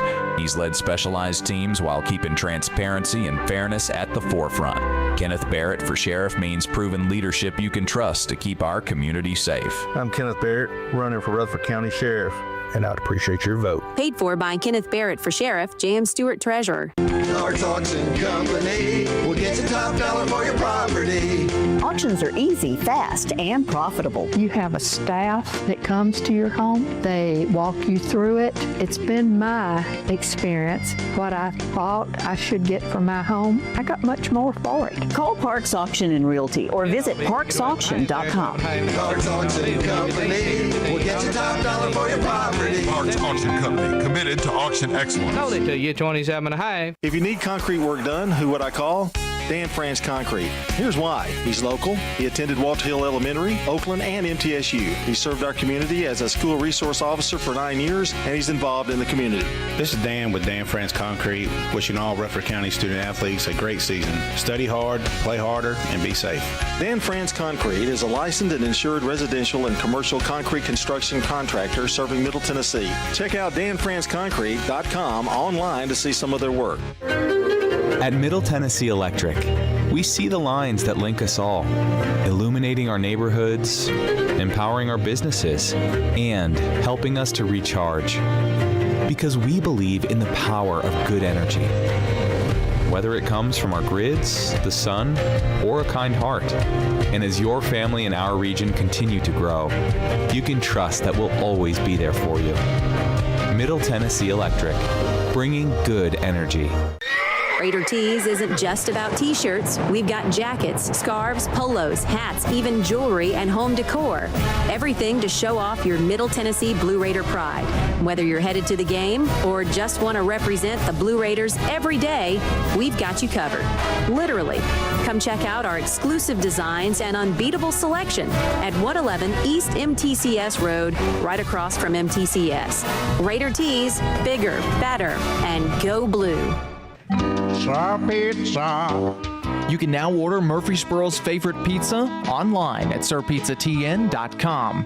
We've made ordering online a breeze. From sirpizzatn.com, tap on the location nearest you and begin your order for carryout or delivery. You can order the Royal Feast, create your own, spaghetti, calzones, everything right from our online portal at sirpizzatn.com. Sir Pizza, you made me love pizza again. Rely on the experienced professionals at Prentice Allsup Heating and Air. If your old unit needs a tune-up, the professionals at Prentice Allsup Heating and Air service all major brands and even offer same-day service in most cases. Keep your home or business comfortable year-round. Call us today at 615-890-1311. Prentice Allsup Heating and Air, your Ring Pro partner heating and cooling contractor on West College Street, just under the Thompson Lane overpass. Online at PrenticeAllsup.com. It's the Prentice Allsup Heating and Air Coach's Corner, fueled by Donut Country and McDonald's on 101.9, 100.5, 1450, wgnssports.com and Big G TV. And this portion of the show brought to you by State Farm agents Andy Womack, Dana Womack, Celeste Middleton, Ron Reeves, and Emerson Williams. Like a good neighbor, State Farm is there. The Coach's Show continues with Stewart's Creek head coach Ben Caudell. John Dingan's with you. And we got our partner in crime is with us today, too. We do, yep. Had my middle son, Max, here last week, and this is George's week. And he's got him a biscuit and some orange juice. He seems a little more subdued. I mean, he seems happy, you know? Yeah. I mean, I really do. Yeah. They look a lot alike, though. They do, and they had one of their buddies spend the night with them last night. That was at the game, so they're living well here on the weekend. Living the good life, aren't they? Speaking of living the good life, Stewart's Creek had a big win last night, 39-36 over Centennial, a very, very good Centennial team. I know you're excited. I know you wish probably the score wasn't as close as it was, but, man, really just those are games. Those are I hate to say it like this, but statement games. You know, that's saying Stewart's Creek's still here. You know, let's don't forget about them. Yeah, you know, I tell you, it's always interesting, you know, that first time under the lights. And, you know, we're coaches, and it's the first game. And, you know, you find out how well you've prepared them, I guess, for adversity, you know, for a penalty that maybe shouldn't have gone, you know, against you and those types of things. And, you know, we were dealing with kids last night. I don't recall if this has ever happened that, you know, we're so just excited, I think, that they had to go to the bathroom in the middle of the game. And really? Just, you know, things like that. And, you know, at the end of the day, these are teenagers out there, you know, just laying it all out there for each other. And you know, we certainly didn't make it easy on ourselves, John, you know, at home with all these new faces, you know, out there for the first time and falling down 14-0. You know, that's not really how you know, write the script, but man, how we responded and the composure I felt like our leaders and coaches had, you know, to regain the momentum, you know, I think it was the difference in the game. You know, when before the game started, we were on the pregame show, and I saw a familiar name down there, Jerry Taylor, and I looked at Rod and I told him, I said, you know, they're going to be all right. And I mean, having a quarterback with a lot of experience is such a big help. And I guess it was too, calming everybody down a little bit after getting down. You're exactly right, John. I felt like, you know, we were talking late last night in the coach's office. You know, Jerry played like a senior last night, especially in the second half. You know, and Jerry's a point guard. He's a dual threat guy. And, you know, Bodie Reeder, who's the offensive coordinator at MTSU, when he came by this spring, you know, he he told me he felt like he was one of the best operators in the entire county that he'd seen at the quarterback position. And he knows what we're trying to do. He understands the flow of the game. He understands, not trying to do too much. And, completing, our completion percentage is something we want to hang our hat on. As me coaching our quarterbacks, that's, I feel like it's my job to, find and keep our offense and keep our quarterback in good situations. And Jerry had some big rushing yards last night. I think he had about 82 yards rushing, some key moments. And so, having that calm composure at quarterback, especially in the second half of a close game, is something you've got to have. What I like about Jerry, too, he's got a lot of ability. He can run the football as well as anybody, but he doesn't really offset it by leaving out other people. I mean, he seems to really share the football a lot, and where he could just panic and go, okay, I'm going to take it myself. Yeah. I think in this county, when you look at the teams that are up there year in and year out, you can't just have one guy. You've got to, even when it's hard, you've got to develop depth, at offensive skill positions. And, to me, we had 5 or 6 guys carry the ball last night. And we would have had a little bit more if it weren't for, maybe a little bit of stomach, queasiness at times and things like that. But, at the end of the day, I'm really proud of the resolve that our team showed. When our backs were against the wall, we were driving right down the field. First series had a bad holding that we converted on a 3rd and short, and then we had to punt. And then the next series, we were, I think, on the 20-yard line going in, had a big fumble. That I felt like if we were kind of starting to get into the flow of the game, and so then that kind of gave them momentum. But all things considered, it doesn't matter if it's 2-0 or 100-99. We were able to get the job done, and there's so much credit that goes to our players for being able to adjust over the course of 4 quarters. Ben Cauldell's our guest here on the Prentice Allsup Heating and Air Coach's Corner, and I'm going to talk about some rushing, but total rushing, 437 yards. That ought to get you a win. I mean, even against good teams. 52 receiving and 489 total. That's kind of almost, that's elite. Offensive line, they've got to be doing their job when that happens. Yeah, I tell you, our offensive line coach, you first off, just as a man and somebody who's closer than a brother to me, Al Haston, he played at Tennessee, White County legend, and he is just as good as they come. And it don't matter what you're doing in life, you want somebody like him by your side, kind of like Brian is to you, John. Yeah, that's it. And, he does a phenomenal job year in and year out. And, the job he did last night might be, his finest hour at Stewart's Creek. And, there were some big plays where we barely missed in the passing game, as well.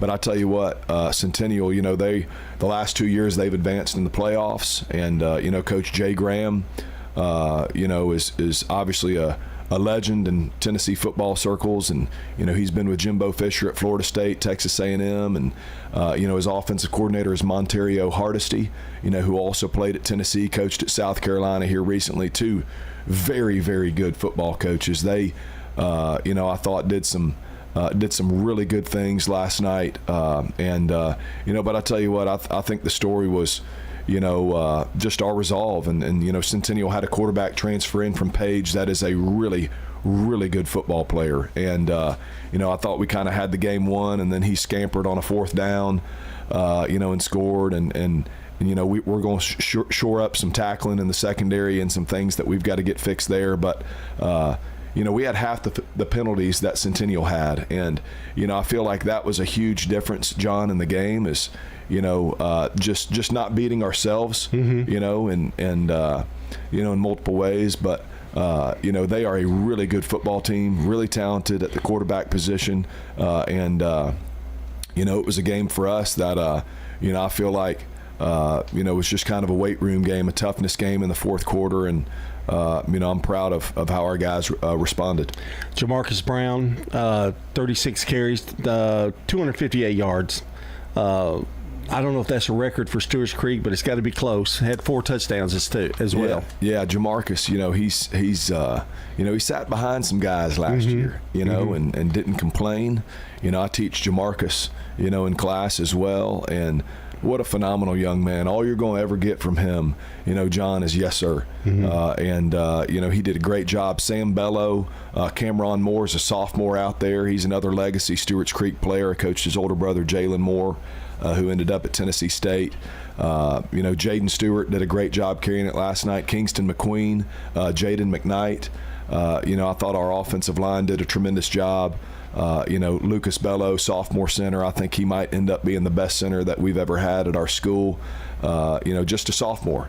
And, we had 3 15-year-olds out there at times, and just how they grew up last night. And I thought defensively, I thought our D-line, other than one quarterback scramble play, did a tremendous job of stopping the run. A lot of great things that I know Coach Wade is going to be able to build around on defense, and some new faces, out there for the first time. And for them being able to experience success, in that game 1 on a Friday night's a big deal, and it gives us all something to build around. I think their mental makeup of your team, too, in the last 2 to 3 years has been never give up.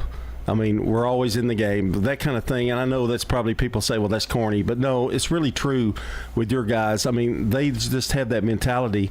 There's no opponent too big. We're going to fight. We're going to fight till the end. Yeah. I think they take on the character of their coaches. Coach Waite, he's been a head coach longer than me and is a tremendous leader. Coach Curtis, Coach Burnham, Coach Michaels, Coach Stone Frost is on our staff now, just got done playing quarterback at MTSU. Those are tremendous men, and they've played at a high level, and the players rub off on that, and just who they are as people, and seeing that it doesn't mean too much to them in big moments, and being able to communicate and adjust, with composure. In practice, maybe you can get after them a little bit more, but when their girlfriend's watching and their mom's in the stands, it's different, isn't it? It is, and the band's playing, and so just a tremendous night for us. Great night to be a Red Hawk, and it's going to be a quick turnaround because Thursday night we got senior night. We're actually having our senior night very early this year, and be off Friday before Labor Day. Hopefully that's going to be good for our community. Welcoming Stratford in. Their coach used to be at Stewart's Creek long before I was there, so I'm glad we were able to get this game.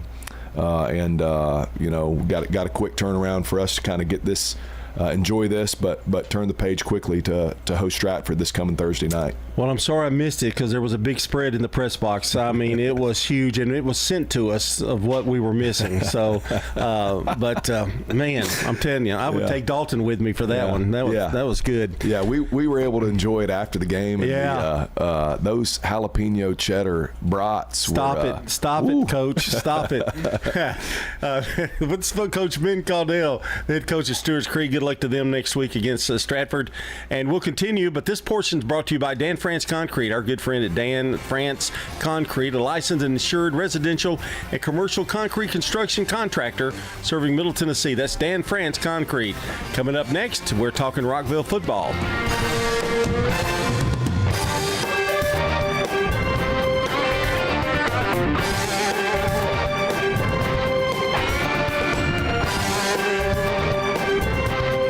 Craig's Tax Service. We perform tax preparation, individual tax returns, corporations, partnerships, and all your payroll bookkeeping needs. Brett Craig with Craig's Tax Service. Craig's Tax Service is located just off Memorial on Heritage Park Drive. You can contact us at 890-2233. It makes sense to get help with your taxes. Call 890-2233 for an appointment. We are proud to support all Rutherford County student athletes. Craig's Tax Service, 890-2233. Make a bold statement with custom banners and signs from Franklin's Printworks. We've got a lot of capabilities as far as the material that you can use, either vinyl or paper or foam board or even aluminum or acrylic. Jeff Carlton at Franklin's Printworks says they can help design eye-catching, standout banners and signs. We can walk you right through it and pull it all together for you. Our customers sometimes don't even know what they need to know. That's why it's helpful to sit down with a real person rather than depending on something on the internet. Franklin's Printworks.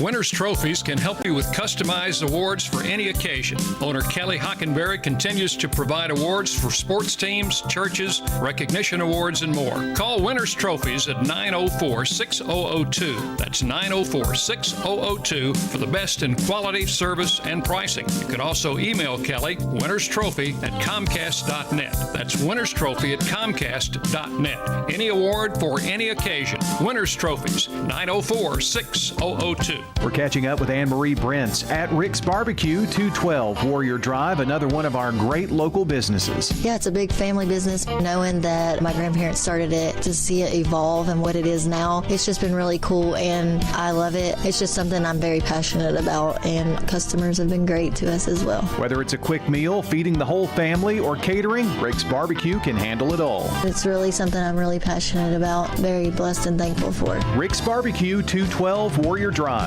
So what if your roommate decides to microwave a metal mixing bowl and sets your apartment on fire? I'm State Farm Agent Andy Womble. Auto, renters, frankly, any kind of insurance. I've got your back. Call me at 615-890-0850. Renters. When you combine State Farm, auto, and renters insurance, you will save money.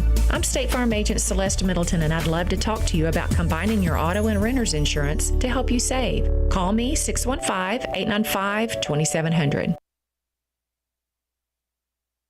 It's the Prentice Allsup Heating and Air Coach's Corner, fueled by Donut Country and McDonald's on 1019 100.5, 1450 WGNSsports.com and Big G TV. And the Coach's Show is brought to you in part by Rick's Barbecue, serving up the best smoked barbecue, ribs, and many local favorites on Warrior Drive. Locally operated by Anne-Marie Brents and the Lanning family. John Dinkins back with you here on another ring of the Prentice Allsup Heating Air Coach's Corner. Joining me is Coach James Counts, the head coach of the Rockville Rockets. And, Coach, a game I know you would love to have a victory, but I think there's some good positives with a few negatives. But I know a start that you found out some things last night. Yeah, we did. And, I'm proud of the kids for – we got down at one point, it was 23-6, and, we came back and got the game tied, and now we just got to find a way to win the game. But, yeah, we found out a lot. I mean, I'm proud of the guys. Obviously there's some things we got to clean up, but we're going to make adjustments. And, we got in here and got to work this morning and getting ready for station camp. There's one thing I know, and I know you're proud of that, but to get down by 17, and, I think a lot of people, a lot of guys, a lot of teams would say, well, we're done, But, no, you came back and made a really good game of it with an opportunity to win it. That's got to be a little credit to your coaching staff and perhaps some of those kids on that ball club. Absolutely. It's we're trying to change the culture and work through those adversities that we face. And, coaching staff did a great job. We had some other issues, too, with, video and the drone hit another drone. And, there's all kinds of – and we had no video. There's a lot of other things that we had going on. So to be able to work through that kind of stuff and still put ourselves in a situation to win the game, that's speaks volume to our kids, understanding what we're trying to get done, and so I think we're headed in the right direction. I know you're playing a lot of kids, a lot of younger kids too. When the lights go on though on Friday night, it's hard to really tell them what to expect. Do you think there was any problem with that, or did they respond pretty well to that? We have some growing pains. We've got 46 sophomores. So that kind of tells you a little bit. Yes. I've got one senior on the offensive line. So we've got a lot of younger guys that are obviously getting those reps. And then we've got some guys that are older but haven't had the game experience. So with all that, we have growing pains, jumping off sides, not paying it, all those kind of things, and it's week one. We're gonna keep working.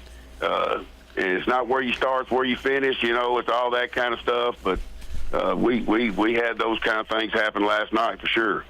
No, Jonathan Hamby had a fairly good night last night in his debut this year. Tell us a little bit about his performance. Completed 8 of 15 for 130 yards and a touchdown. You know, he did a great job. Also did a great job running the football, the things that we asked him to do. You know, at one point it got wet. I thought we did a good job. You know, actually had a couple turnovers there when it had stopped raining, but you know, did a great job managing the game. You know, being huddle presence and those kind of things, and you know, he's a competitor. He's a competitor. He, you know, and he guys feed off of him, and you know, he's only going to get better. Yeah, he rushed for 63 yards and a touchdown, too, so run and pass. Anton Reynolds had 15 carries for 68 yards. Yes, sir. Anton did a great job. You know, Rylan Hodges did a great job in there some, got banged up a little bit. But you know, Anton came in and you know, did the things that we had coached them to do, and then we started having some success with that. And, you know, I think that's the biggest thing. Guys are realizing, you know, that you know, do the things we ask you to do. You know, do what we're coaching you to do. Trust your teammates. You know, and I think getting that trust, it takes time. And you know, the more times we do things right, all right, we'll quit converting back to, you know, what we've been programmed to do. So we're getting better at that, and guys did a great job running the football. I thought we did a decent job up front. Of course, we did make a few mistakes, but you know, we were able to push them around a little bit, and then defensively, you know, it's just you know, a blown assignment here, communication thing here, learning the situation and knowing, you know, that I need to be a little tighter. You know, it's just all those things that you get from a game situation that these guys are, you know, we just got to learn from. It's a kind of thing that you probably won't make that mistake week 6, but you might make it on week 1. You know, that's right. That's right. I wanted to talk about, you mentioned the 46 sophomores that you have, and you know, I think people don't sometimes understand that you're putting up a sophomore against sometimes a lot of juniors and seniors. There's a physical difference. There is a emotional maturity difference in between those ages, and experience is another key. I mean, it's hard to put all those three things together overnight. It's not going to happen overnight. It's very tough. You know, the maturity part is probably the biggest, which with that comes, you know, their body has gotten older, is stronger, it's more mature from a mental standpoint. You know, they know how to get ready. They look at things a little different.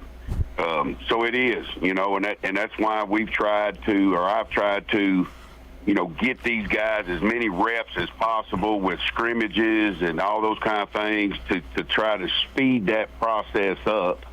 And, you know, and we have some, but you know, it hopefully it's like you said, it's going to get better as we go through the year.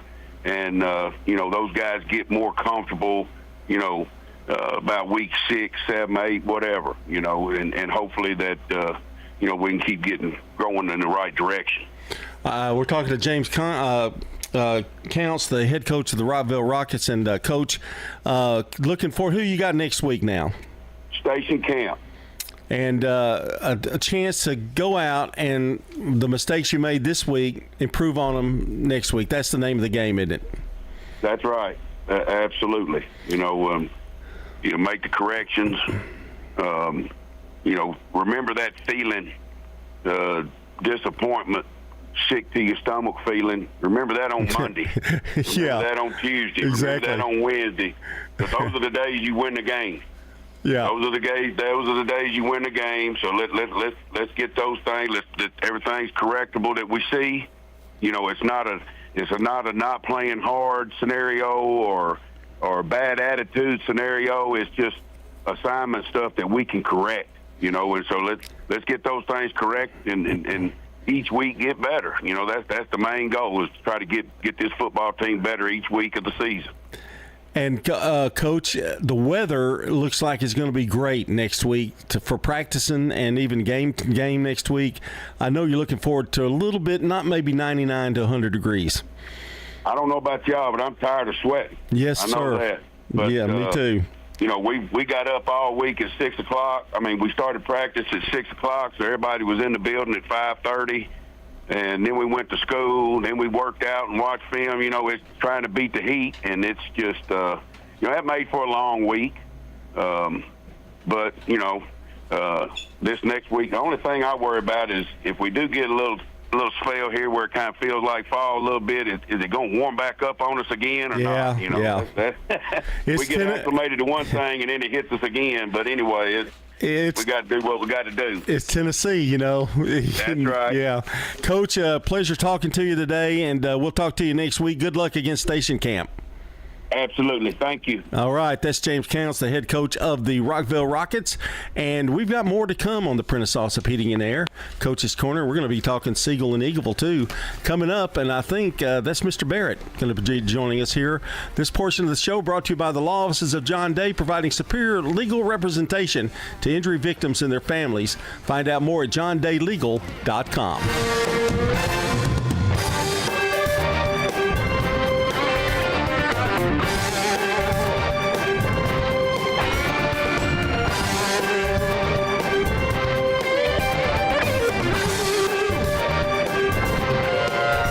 It's Brian, and as a customer of First National Bank of Middle Tennessee, let me tell you how they can show up for you. Whether I need help navigating a financial decision or just a question, I know I can pick up the phone and talk to someone who's right here in our community. In a world that's becoming more impersonal every day, it's good to know that First National Bank of Middle Tennessee is always there with real people who care. First National Bank of Middle Tennessee. We show up for you. Member FDIC, Equal Housing Lender, NMLS 401715. Dr. Russell McKissick of Tennessee Orthopedic Alliance talks about the grassroots effort in our local schools to ensure proper care for players. To make sure our teams are covered here locally, be there for our trainers. Yeah, it's a passion that we have to try to take care of our athletes here in town and be there just to keep everybody playing as healthy and as best they can. From a community standpoint, one of the most important things you do at TOA, I'd guess. I think it's definitely a way to pay back to our community, just to be there for them and watch some great sports too. Tennessee Orthopedic Alliance, TOA, live your best life.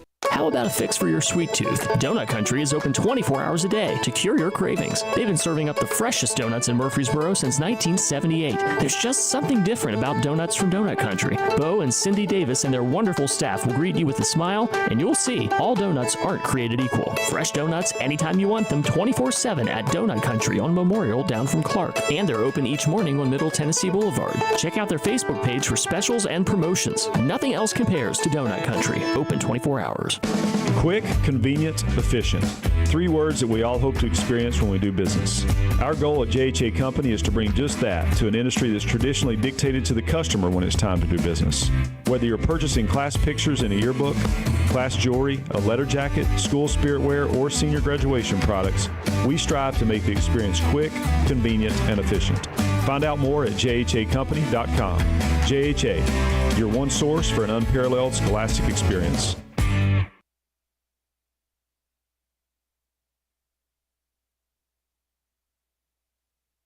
It's the Prentice Allsup Heating and Air Coach's Corner, fueled by Donut Country and McDonald's on 101.9, 100.5, 1450, wgnssports.com, and Big G TV. We're back on the Coach's Show, and it is brought to you by Rick's Barbecue, serving up the best smoked barbecue, ribs, and many local favorites on Warrior Drive, locally operated by Anne-Marie Brent and the Lanning family. We have the opportunity to talk some Siegel football today, and we have obviously gone to Cookeville many times, Coach Adam Renshaw, and the results sometimes, I mean, they used to be a district opponent back in the day, or region, but it was region. Yeah. Hard place to go and win, but you did it last night. Yeah, extremely proud of the boys, kind of as far as like execution, we got a lot to work on, but as far as grit and hard work and tenacity and staying in there to the end, man, I'm really proud of them. That first game. I mean, it's everybody's first game, but I guarantee you there's probably a half dozen or a dozen things that didn't go like they were supposed to. Somebody didn't pack some. I mean, it always happens. I mean, you always deal with that. You've been around high school football a lot, haven't you? You're exactly right. Yeah. And I've had teenagers. So there you go. You know, that's all part of it. It was, can you bring my shoes by? I forgot them. It's like, how do you forget your shoes? But you know, all of those things kind of work out. But all in all, and having to make a road trip first game, had you rather play at home or go on the road first? Well, you know, I'm going to say go on the road because our first 3 games are on the road. So, like, I don't know. The hard part right now is, with the heat policy and, we're having to adjust schedules and practice before school and all this, I mean, it really feels like it's been a wild preseason. And our boys have had to respond to a lot of adversity and changes and moves, and I mean, just down to trying to make it through traffic to get to Cookeville, Tennessee on a Friday afternoon to play, and so I mean, but that's life, right? Fighting through the adversity and trying to find a way to win. Well, you did that last night. The final score, I told you before we went on, you had them all the way, right? 15-12. But it was a one possession game just about the whole time, wasn't it? Oh yeah. Well, for a large part of the game, it was 3-2. So I can't think of many games I've coached in like that. It was like 3-2 in the bottom of the third, I think it was. But yeah, no, they tight game. Defense was playing really well. Moving to the ball, I think they've got kind of they got an RPO scheme that's kind of tough. I thought Coach Smith and our defensive staff did a great job getting our kids ready, and, man, those kids played really hard last night.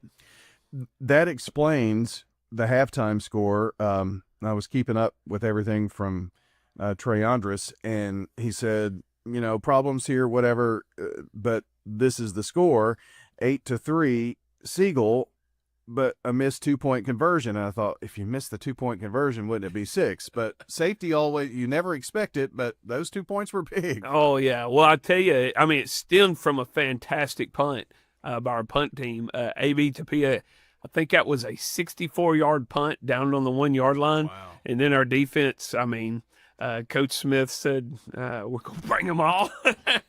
And we got a safety right there. And so, yeah, it was a huge play in the ball game, huge for our momentum.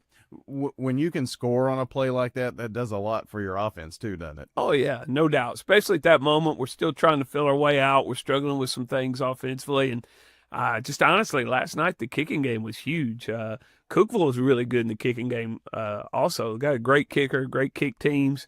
Another huge momentum shift in the game last night was when we roughed the punter.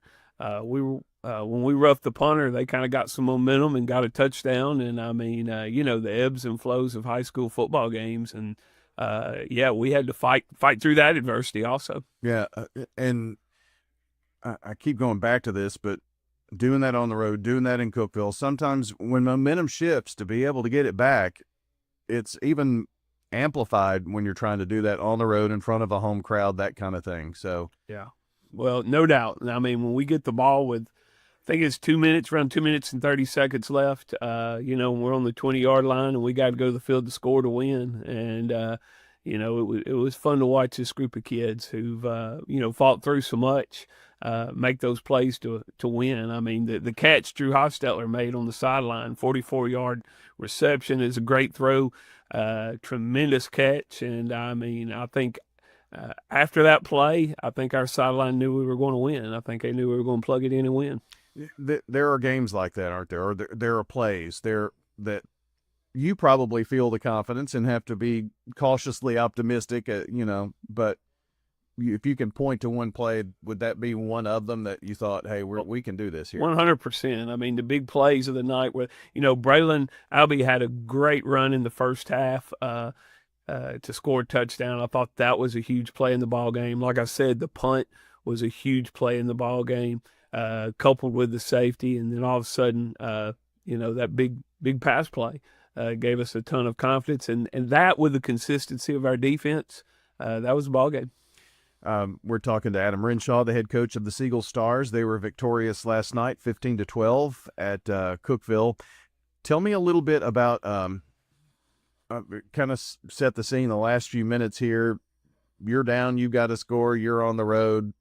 Your kids had all the confidence in the world, but who were the ones that you thought stepped up and really kind of willed the team down the field? Oh, yeah. Well, we had two players this week to me that really stood out leadership-wise, and that was Braylon Albee, who we talked about a moment ago, and, really proud of that kid. He had a fumble in the first half, and he could have put his head down, but he fought back and had a tremendous ball game, scored 2 touchdowns, and I think that was big. And then Delvion Ewing has really come on as a leader on our football team the last, within the last 2 weeks. And him and Bryson Green had a tremendous ball game last night. Our defensive front played really well. And so, just all that together, it was really a team effort. You mentioned Braylon scored both touchdowns, I think, last night. From the one with 31 seconds to go to give you the victory as well, in a 20-yard run in the third quarter. Had almost 70 yards, 16 carries or so last night. And, he's a kid who's had ups and downs, and just in terms of injuries and being able to stay on the field, and we're hoping for a healthy year for him. Oh, yeah, no doubt. But I'll tell you, again, the last 2 weeks, man, he has really put his nose to the grindstone. It's really been impressive. And honestly, our offensive line took a huge step last night. I thought we challenged them after the Jamboree week, and this past week they did a tremendous amount of work, and they performed really well. I mean, when we scored the touchdown with 30 seconds left, I think everybody in the stadium knew where we were running it. Yeah. And so that's just a tribute to Coach Turnbow and the hard work the offensive line has done. Well, talk to me about Justin's leadership last night. 13 of 19 for 114 yards. Yeah, no doubt. Really proud of Justin. He's had a great off season, and last night he had a really good demeanor. Made some mistakes, but also made some huge plays in the ball game. And so, high school quarterback's a really tough job, and managing all of that in your head and being able to step up and make a play. I mean, it's a really special thing. It's a really unique position in sports, and just watching Justin improve. He's had a tremendous off season, and he cares about it so much. And so, but it was cool to watch him make plays and celebrate with his teammates last night. Again, that was not just Justin, all these kids, just to see all the work pay off in this one win was really cool. Any defensive stars that stand out you want to make mention of here this morning? Yeah, well, like I said earlier, I thought Bryson Green played an outstanding game. Both our safeties, especially little Nate Hand, man, he was all over the field and made some huge plays that were just instinctual. And we've always known that Nate was a very instinctual player. He's undersized, and so we're like, man, when he gets on the field as a senior, he got out there last night, and honestly, he had a great ball game. And I thought Quentin Carson played really well in the secondary as well. Well, Adam Renshaw here with us talking Siegel football. 1-0 going into week 2 is better than alternative, so that's also a wonderful thing. You get to maintain road warriorship here, I guess, because what did you say, the first 3 games? Yes, sir. We have Lebanon next week, yeah, and then Stewart's Creek after that. So yeah, it's as Bill Belichick would say, it's on to Cincinnati, right? Absolutely. For us, with as many teams that play home games and that kind of thing, just, I can't tell you, I've spent probably 6 hours over the schedule and where we're going to broadcast and what we're going to do. And I've been to Lebanon and I know the people there and all that kind of thing. And so that was one of the games. We don't have to leave the county very often, I guess is my point, but we're headed to Lebanon with you guys on Friday night to broadcast the game back here for those who can't go. But I encourage everybody that can to to make their way out there. But Lebanon has had a rich history in the past, and of late, you all have had some real battles. Oh yeah, and Coach Gentry does a great job. They're a program that does things right, much like Cookeville, and it's just it's fun to go against those guys. They've had some success. They've got some good ball players, and we're we can be at Lebanon High School faster than we can be at some Rutherford County schools. I know. So it only makes sense, that we play, and I'd like to see that turn into a rivalry. Yeah, and they've got great facilities, and you're right, because I live on the Siegel side of town. It's just a little bump up 840, and 35 minutes maybe or so, and you can be there. And if you have to go to Rockvale, you're not going to get there that quick. No, you're not. So, but it's good to be able to see those games being played, and we look forward to going out on Friday night with the Siegel Stars. And Coach, I know Lebanon's going to throw everything but the kitchen sink at you, but you all have a week to get ready for that, huh? That's right. And hopefully, I think the weather's going to cool down this week, and make everything normal for all of us. It was really cool Monday morning, and of course we kind of had a plan together for how we're going to practice this week from the weekend. But our school secretary, Christy Collier, she calls me. She's like, "Hey, Renshaw, you need a gym. It's going to be hot." And I don't know. Of course, this is starting my sixth season here. And, just things like that, and all the people that try to work for and take care of our kids. It's really cool. I really feel like Siegel High School has a cool family. Yeah, we're going to enjoy those early morning mid or upper 50s. That's going to feel really different. Yes, 100%. All right, Coach. Thanks for coming in this morning, and we'll see you on Friday night and back here Saturday. Awesome. Thank you very much. Coach Renshaw joining us on the Coach's Show, brought to you by the law offices of John Day, providing superior legal representation to injury victims and their families. Find out more at johndaylegal.com.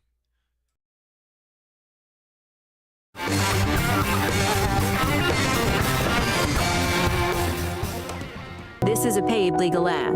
When a family member is lost as a result of someone else's negligence, the grief can be unbearable. It also leaves you with a lot of questions like, how did this happen? Who's responsible? And is my family going to be okay?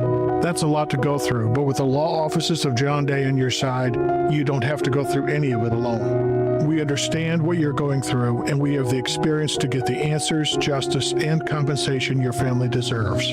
Call the law offices of John Day. Hello, this is Coy Young at Las Casas Feed Supply. We'd like to welcome you to our door. Whether you have a quarter acre or several, Las Casas Feed Supply has premium feeds and dog foods you can't find in box stores. Nutrition is our specialty here at Las Casas Feed. Plus, every Saturday morning, they have a local producer-only farmer's market with fresh vegetables, beef, pork, and more. Customer service expertise that exceeds your expectations. Family owned and operated by Coy and Jennifer Young, Las Casas Feed Supply on Barlow Lane, just off Highway 96 East in Las Casas. Life changes, then it changes again. Hi, I'm Edward Jones Financial Advisor Lee Colvin. A job loss, change in health, or loss of a loved one can have a big impact on your family's financial security. Let's work together to help make sure that you're equipped for life's unexpected events. Stop by our office in the Public Shopping Center on South Rutherford Boulevard, or give us a call at 615-907-7056 for an appointment.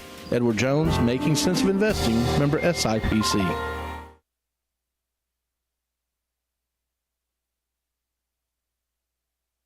Rely on the experienced professionals at Prentice Alsop Heating and Air.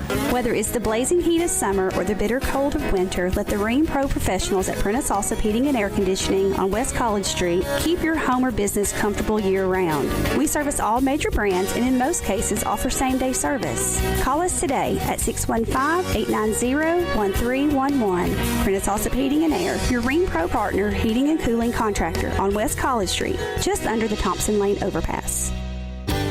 Insurance should be simple, not complicated. That's why at Rayburn Insurance, Agent Rick Hull cuts through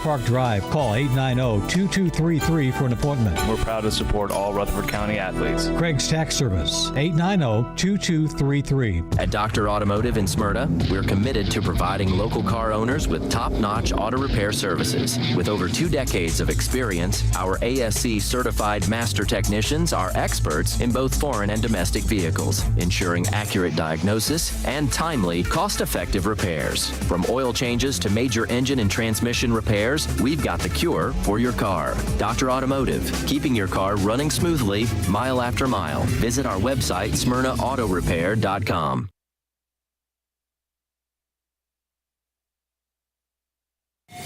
It's time to talk about Middle Tennessee Christian School sports. It's MTCS Cougar Corner, presented by Tennessee Orthopedic Alliance. Each week we sit down with the coaches to recap the latest games and preview what's ahead. It's time to talk about the orange and white on MTCS Cougar Corner, right here on WGNS and Big G TV. Stay tuned, the show is coming up right after this message from our sponsors. Middle Tennessee Christian School, training for eternity. We're going to be an educational institution that teach Bible every day. Every subject we teach, we're going to teach through a biblical perspective. In every aspect of our school, we're going to do it through a Christian perspective. MTCS President Matt Tiller. That also means that everything we do, we have to be excellent. We feel like Christ calls us to excellence. And so that means we have to be excellent academically. That means we have to be excellent athletically, because that's what God calls us to. It's a great place to be. Invest in your child's future in an environment that fosters Christ-centered values. To find out more, visit mtcscougars.org. Tennessee Orthopedic Alliance takes great pride in treating local athletes here in Rutherford County. Experts in joint, bones, and muscles. And with over 65 specialists, TOA has a playbook to get you back in the game. To request an appointment, visit TOA.com or call 855-NEED-TOA. Tennessee Orthopedic Alliance. TOA. Live your best life. Middle Tennessee Christian School, training for eternity. The large majority of our kids are involved in athletics or extracurricular activities, one or the other, and most are doing multiple activities. MTCS President Matt Tiller. And that's a great preparation for life. How many of us in our life are just doing one thing? So a well-rounded student is a huge deal. Invest in your child's future in a Christ-centered environment with many athletic and extracurricular choices. Without a doubt, our students have the opportunity to be involved in multiple activities. To find out more, visit mtcscougars.org. We're back for MTCS Cougar Corner, presented by Tennessee Orthopedic Alliance and fueled by Donut Country and McDonald's on 1019, 100.5, 1450, wgnssports.com, and Big G TV.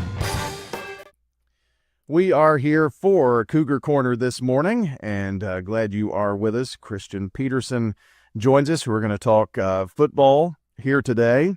And we've got a lot of things to talk about on the schedule as well. But thought we would lead off the program with Sam Helton, Player of the Week. This is a partnership, I guess, maybe the school has with Jersey Mike's to do an Athlete of the Week. And it was on MTCS Athletics X Post. Shot a 76 at the Webb Invitational in golf, 36 in a win over Mount Juliet Christian, and 38 in the win over Oakland. So congratulations to Sam as our Spotlight athlete here today. We're going to talk about a lot of Spotlight athletes in football today with Christian. Nice win over Ezel Harding. And, Coach, I think a lot of people maybe look at Ezel as, well, this is what they once were, but they gave you all you wanted last night. Yeah, I mean, Corey does a great job. They're really big. They're physical. They're fast. We told our kids coming in to be ready for a dogfight, and I think what I'm proud of our kids was, early on in the game we get a field goal, and then we drive, we have a fumble, busted coverage. Next thing you know, we're down 7-3, and there wasn't any panic on our sideline. I think. It's a year. We're a year older, right? I think it's a little bit of that maturity. They're starting to understand we just got to get to the next play. And able to settle down and just keep doing what we do. offensively and defensively. I thought both sides of the ball played well. We had normal first week mistakes that happen. We had some busted coverage, some missed tackles. We had some missed blocks, hold on to the ball. It's all those things that even with scrimmages and stuff, it just happens a little bit faster once it's live and once the scoreboard's on. And, I'm proud of our kids for weathering that kind of early first game jitters and then, finishing the game the right way. Been talking to those who've had home games, all of those week one home game things and everything that goes into putting on a home game. But it was a pretty special night at home last night for you guys because it was quite a bit different, the playing surface and all that good stuff, right? Oh, for sure. Got to do our field dedication at 7, and so thankful to SRM and the Hollingshead family for making that a reality. It's a game changer for us. We've practiced on a 53 by 30 field for, the 4 years I've been here and the years prior. And so, going into year 5, we got a week on it kind of this week, just to kind of get adjusted to it and, get used to playing on it.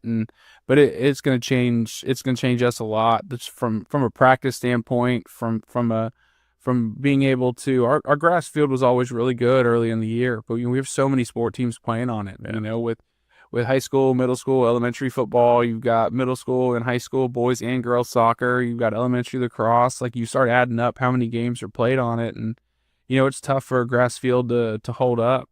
And so to have a constant surface year round for all of our sport teams it's going to be really beneficial.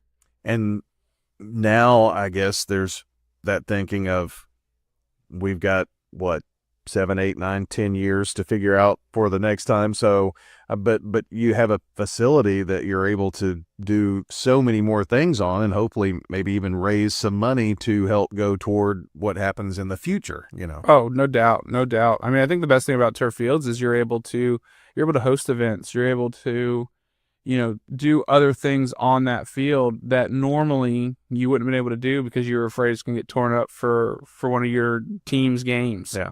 And so I definitely think it's going to be beneficial not only to football, but to all the athletic programs and even the school as a whole. Like, the school's going to be able to use it for different events and things like that. And again, I can't say enough. We're so excited. I thought last night was special, looking out into the crowd. And I mean, the stands were full and there's people 2 deep along the fence. And, I've said it before, but the community at MTCS, it's special, and they show up and they're excited. And I thought the crowd last night was fantastic, and looking forward to continuing to put a product on the field that they're proud of. That has to get your blood pumping, and I can only imagine what it is for kids. You've been around the game for a long time. Some of these kids, it's just been a handful of years, and you and I have T-shirts that are older than they are. So, but yeah, you still get it. I know that Friday night first game excitement, and just to add that on top of it, made it pretty special, I'm sure. Oh, for sure. Yeah. I think it's just a special moment for our kids, right? And I think it's another step that really proves, that MTCS wants to build successful sport programs. You're right. I think we have one of the best basketball gyms in the state. Like, it's fantastic.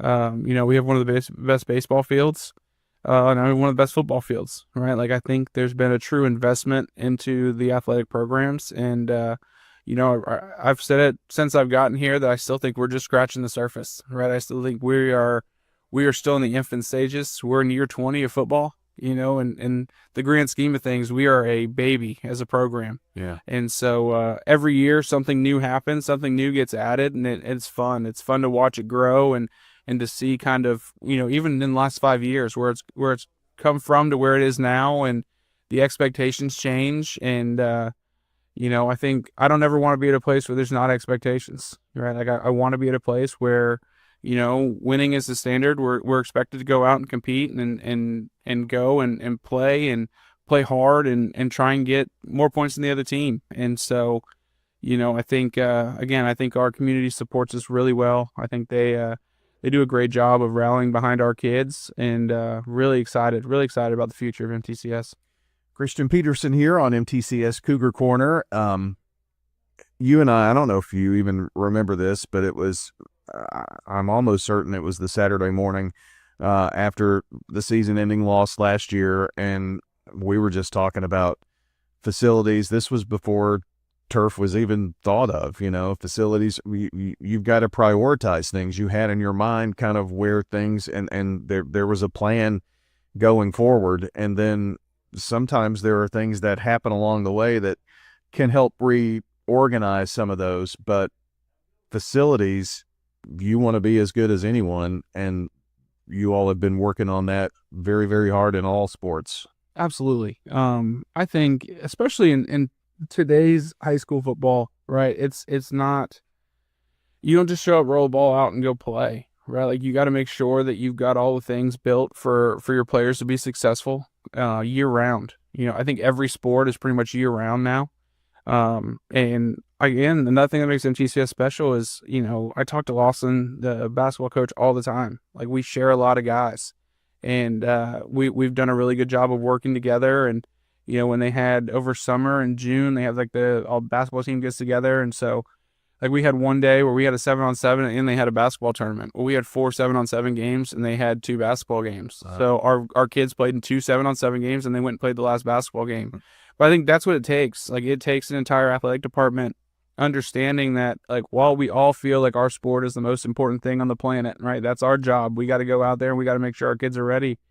It takes us all working together to make sure we're all successful. Because, if football is good and basketball is good and baseball is good and girls volleyball is good and girls basketball is good, and as it continues to rise, it just continues to raises the standard of the entire athletic program, and it's just going to make all of us better. And I think all of our coaches work really well together, and I think you're starting to see that change. And our weight room throughout the day there's athletes in there every class period, and they're getting bigger, they're getting faster, they're getting stronger.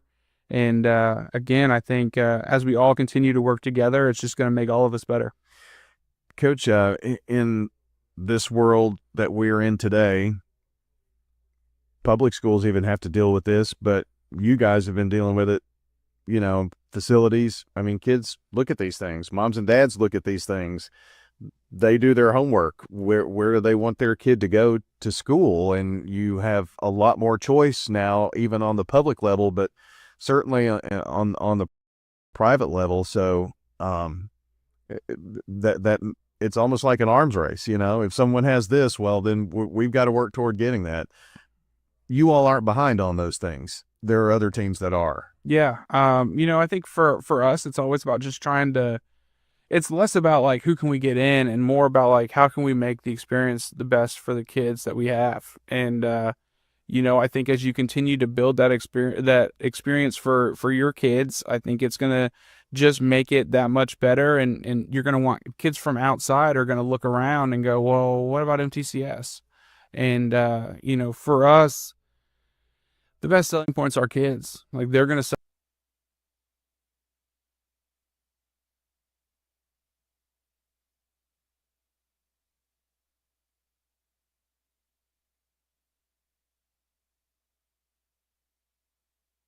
Middle Tennessee Christian School, training for eternity. People love to see us on the schedule when they have a home game because our fans show up. MTCS President Matt Tiller. The way we travel is just phenomenal. Our parents and our community are fully engaged in our school. When we compete, we're trying to do it in a way that honors God. We want to win. We also want to do it in a way that pleases Him. Providing Christian values and academic excellence in a nurturing environment. That's Middle Tennessee Christian School. Invest in the future of your child. Find out more at mtcscougars.org. Genesee Orthopedic Alliance takes great pride in treating local athletes here in Rutherford County. Here's Dr. Russell McKissick with TOA. We have a passion here for taking care of our athletes here in Rutherford County. We really do our best to take care of them. Experts in joint, bones, and muscles. Many years we've been taking care of athletes around here, and we've just picked up where Dr. John started, and we just keep going. TOA has a playbook that gets you back in the game. To request an appointment, visit TOA.com or call 855-NEED-TOA. TOA. Live your best life. Middle Tennessee Christian School, training for eternity. We're going to be an educational institution that teach Bible every day. Every subject we teach, we're going to teach through a biblical perspective. In every aspect of our school, we're going to do it through a Christian perspective. MTCS President Matt Tiller. That also means that everything we do, we have to be excellent. We feel like Christ calls us to excellence. And so that means we have to be excellent academically. That means we have to be excellent athletically, because that's what God calls us to. It's a great place to be. Invest in your child's future in an environment that fosters Christ-centered values. To find out more, visit mtcscougars.org. Eric Bowling makes a great play right before the half, intercepts it, gets the ball back down to about the 20-yard line. We punch it in again right before the half, and that was big for us to get some momentum. And then, third quarter, I think both teams made some adjustments. We both kind of came out feeling each other out. Then it's 16-14. And then, again, our kids didn't flinch. They just got to the next play. And so, I'm proud of how we finished. I thought that was, again, that's where I want to see, especially early in the year. Like when things get tight, when it's hard, what do we do? How do we respond? And I thought we responded really well. The game was about 3 hours. Oh, man, I think it's probably the longest game since I've been here. I don't know what it was about that one. I was going to ask you what it was. So yeah, I don't know. I honestly didn't realize it was so times. Yeah, so it wasn't that right? And so I don't know. Like I didn't even realize it was that late. Like the game didn't seem like it took a long time. Like sometimes you have games that just seem like they drag on forever, and you walk off the field at 9:30.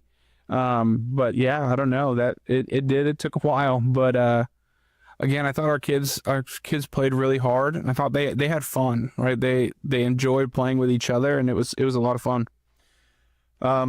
Let's talk about some of your offensive stars. Last night, 277 yards rushing, and Bangura and Murphy carried much of the load for you, and Nichols had some good positive yards for you, not only at quarterback, but when you're keying on number one and number two, sometimes that opens things up for him. Absolutely. Ollie and Shai they've both gotten so much better. Ollie's a sophomore now, Shai's a junior, so like watching them grow over their time here has been a lot of fun.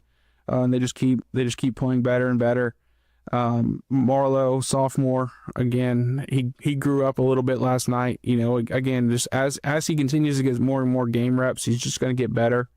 And then Riley Brown, I was talking to him on the sidelines last night. I was like, look, I know your yards aren't there right now, but like you're going to get yards. Like it's going to be there. Like he did a lot of things that don't necessarily show up on a stat sheet that were huge for us. Even like our X's blocked really well. Jack Thompson, I mean, he took their edge and put him back at linebacker depth multiple times in that game. And, that's what it takes. It takes those things that don't necessarily show up on a stat sheet. When someone reads the paper, no one notices that Jack Thompson set the edge really well. But like it allowed Ali to get the corner, right? It allowed Shai to get the corner. And so when we can trust those guys to do their jobs that might not be in the paper, it makes the team that much better. And I'm really excited about them. Thought the O-line played really well. They were physical up front. We didn't have too many busted assignments. Like the other team practices too. Like they have good players too. So like they made some plays. But I thought overall for a first game, I thought we handled it pretty well. Receivers, I thought we ran good routes. We had some opportunities to complete a couple more early.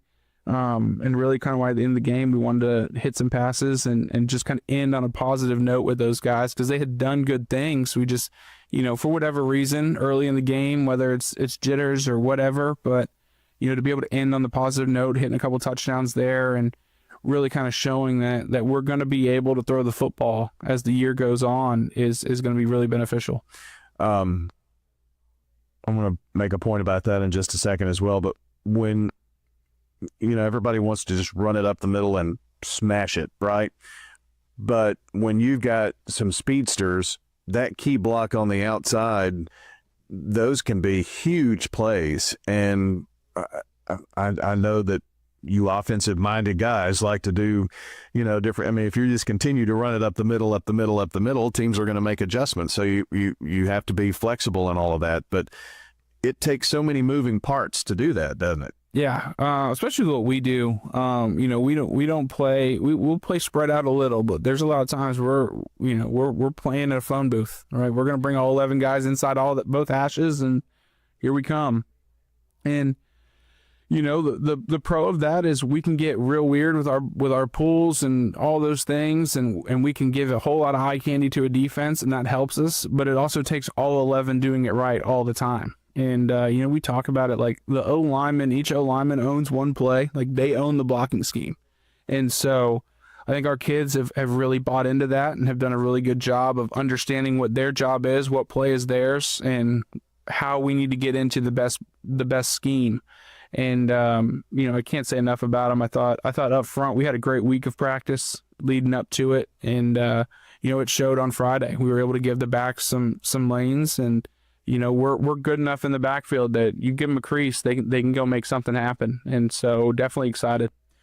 Marlowe, last night, 5 passes attempted, was 3 of 5, 80 yards. And, he and Malachi had quite the I guess night. Marlowe or Malachi with 2 catches, 74 yards, and his 2 catches were both touchdowns. Yeah. So, 47-yarder too. Yeah. Both of them were good.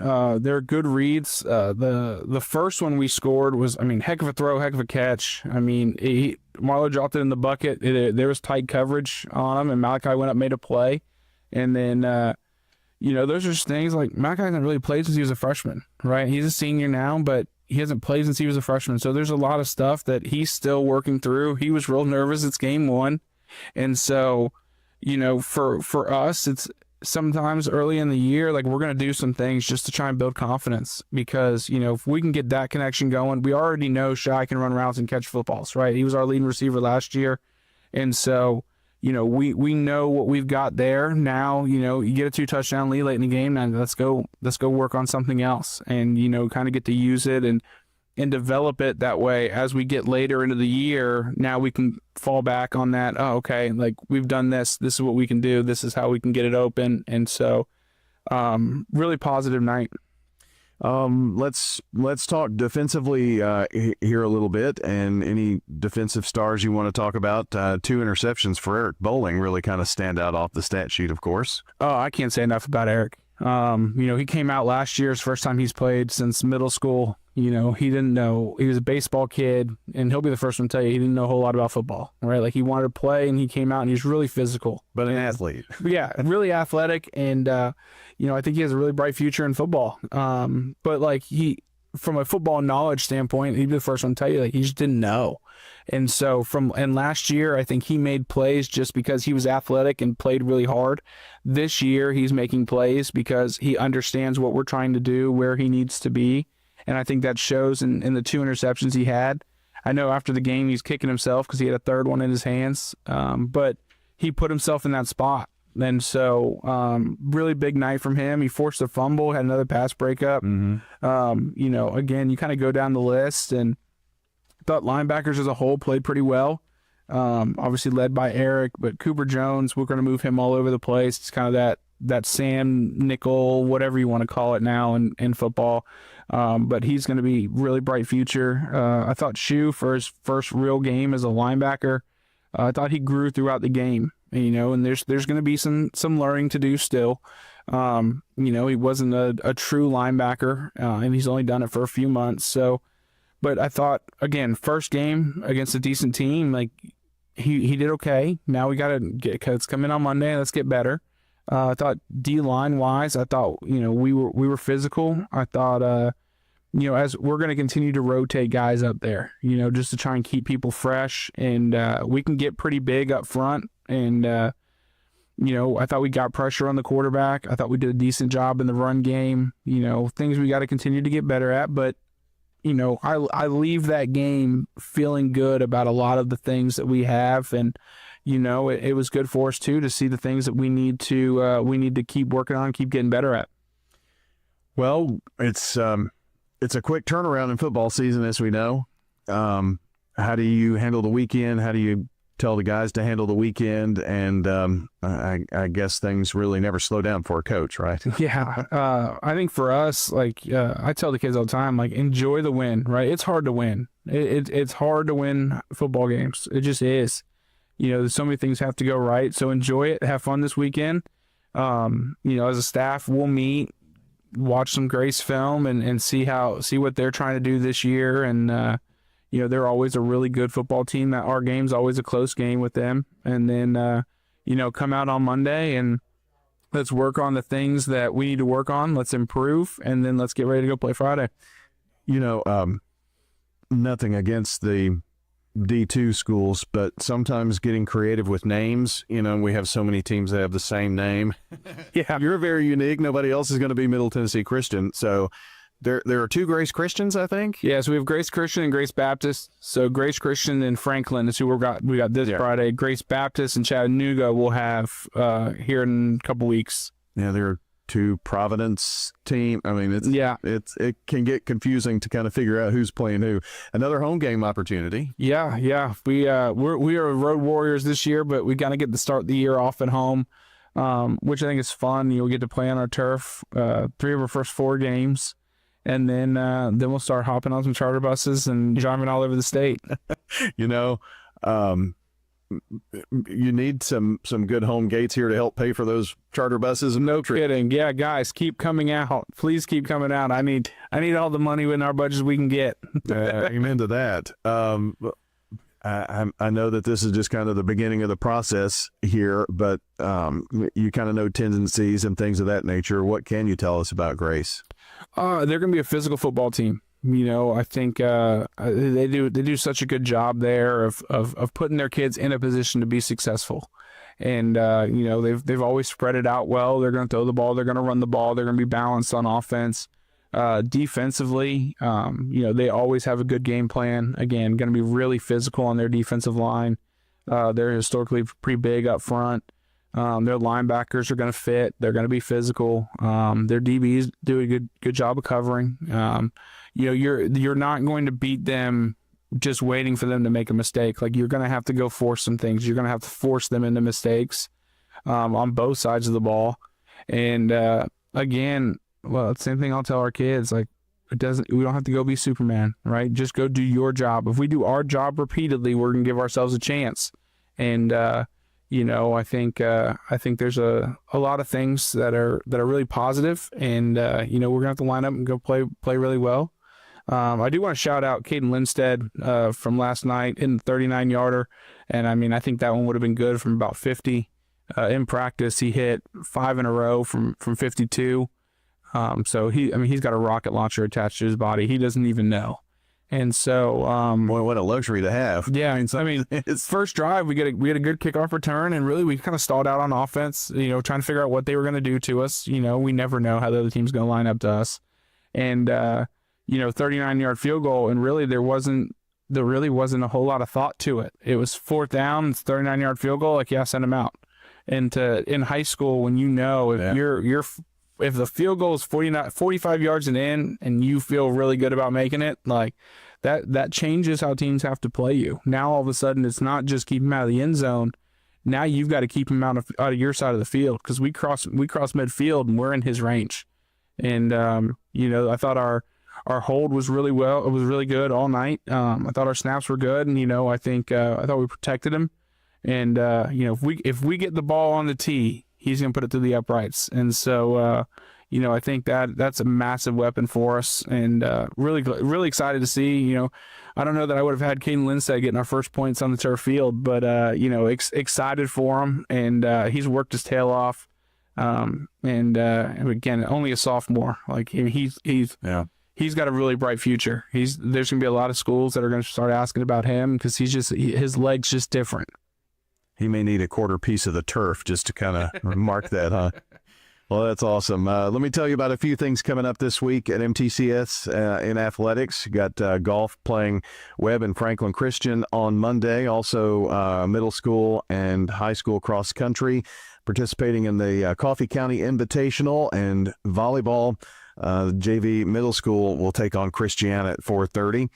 And soccer We've got Grace Christian on the slate on Monday. Big day on Monday. There are a ton of things. Also, middle school volleyball versus Christiana, and PCA and MTCS in volleyball, the first of what could be many appearances together with those teams. That's always a big week for that. Then volleyball plays Friendship Christian on Tuesday. We've got more golf in the middle of the week with PCA and Siegel and Ezel Harding.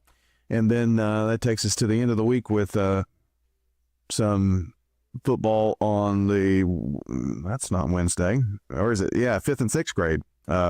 You've got all kinds of 5th and 6th grade, all these, Oh, yeah, that's pretty cool. Middle school volleyball as well in the middle of the week, and football game Friday night versus Grace Christian. Hope folks will come out and attend and look for another two deep crowd, Coach. Absolutely. Yeah, I never have to worry about MTCS people showing up and supporting our kids, and can't say enough about them. The kids notice, they appreciate it, and just really excited for this year. Well, that's going to wrap up our coaches' conversation here this morning. Thanks to all the coaches who made their way in for the Prentice Allsup Heating and Air Coaches Corner and MTCS Cougar Corner. For John Dinkins, Danny Brewer, and our producer, Dalton Barrett, I'm Brian Barrett. Have a great Saturday. We've got 2 games next week, Thursday night at Blackman with Cane Ridge, and then Friday night as we go on the road with the Siegel Stars to Lebanon. All right, have a great weekend, and we'll see you back here next time for another edition of MTCS Cougar Corner, presented by TOA.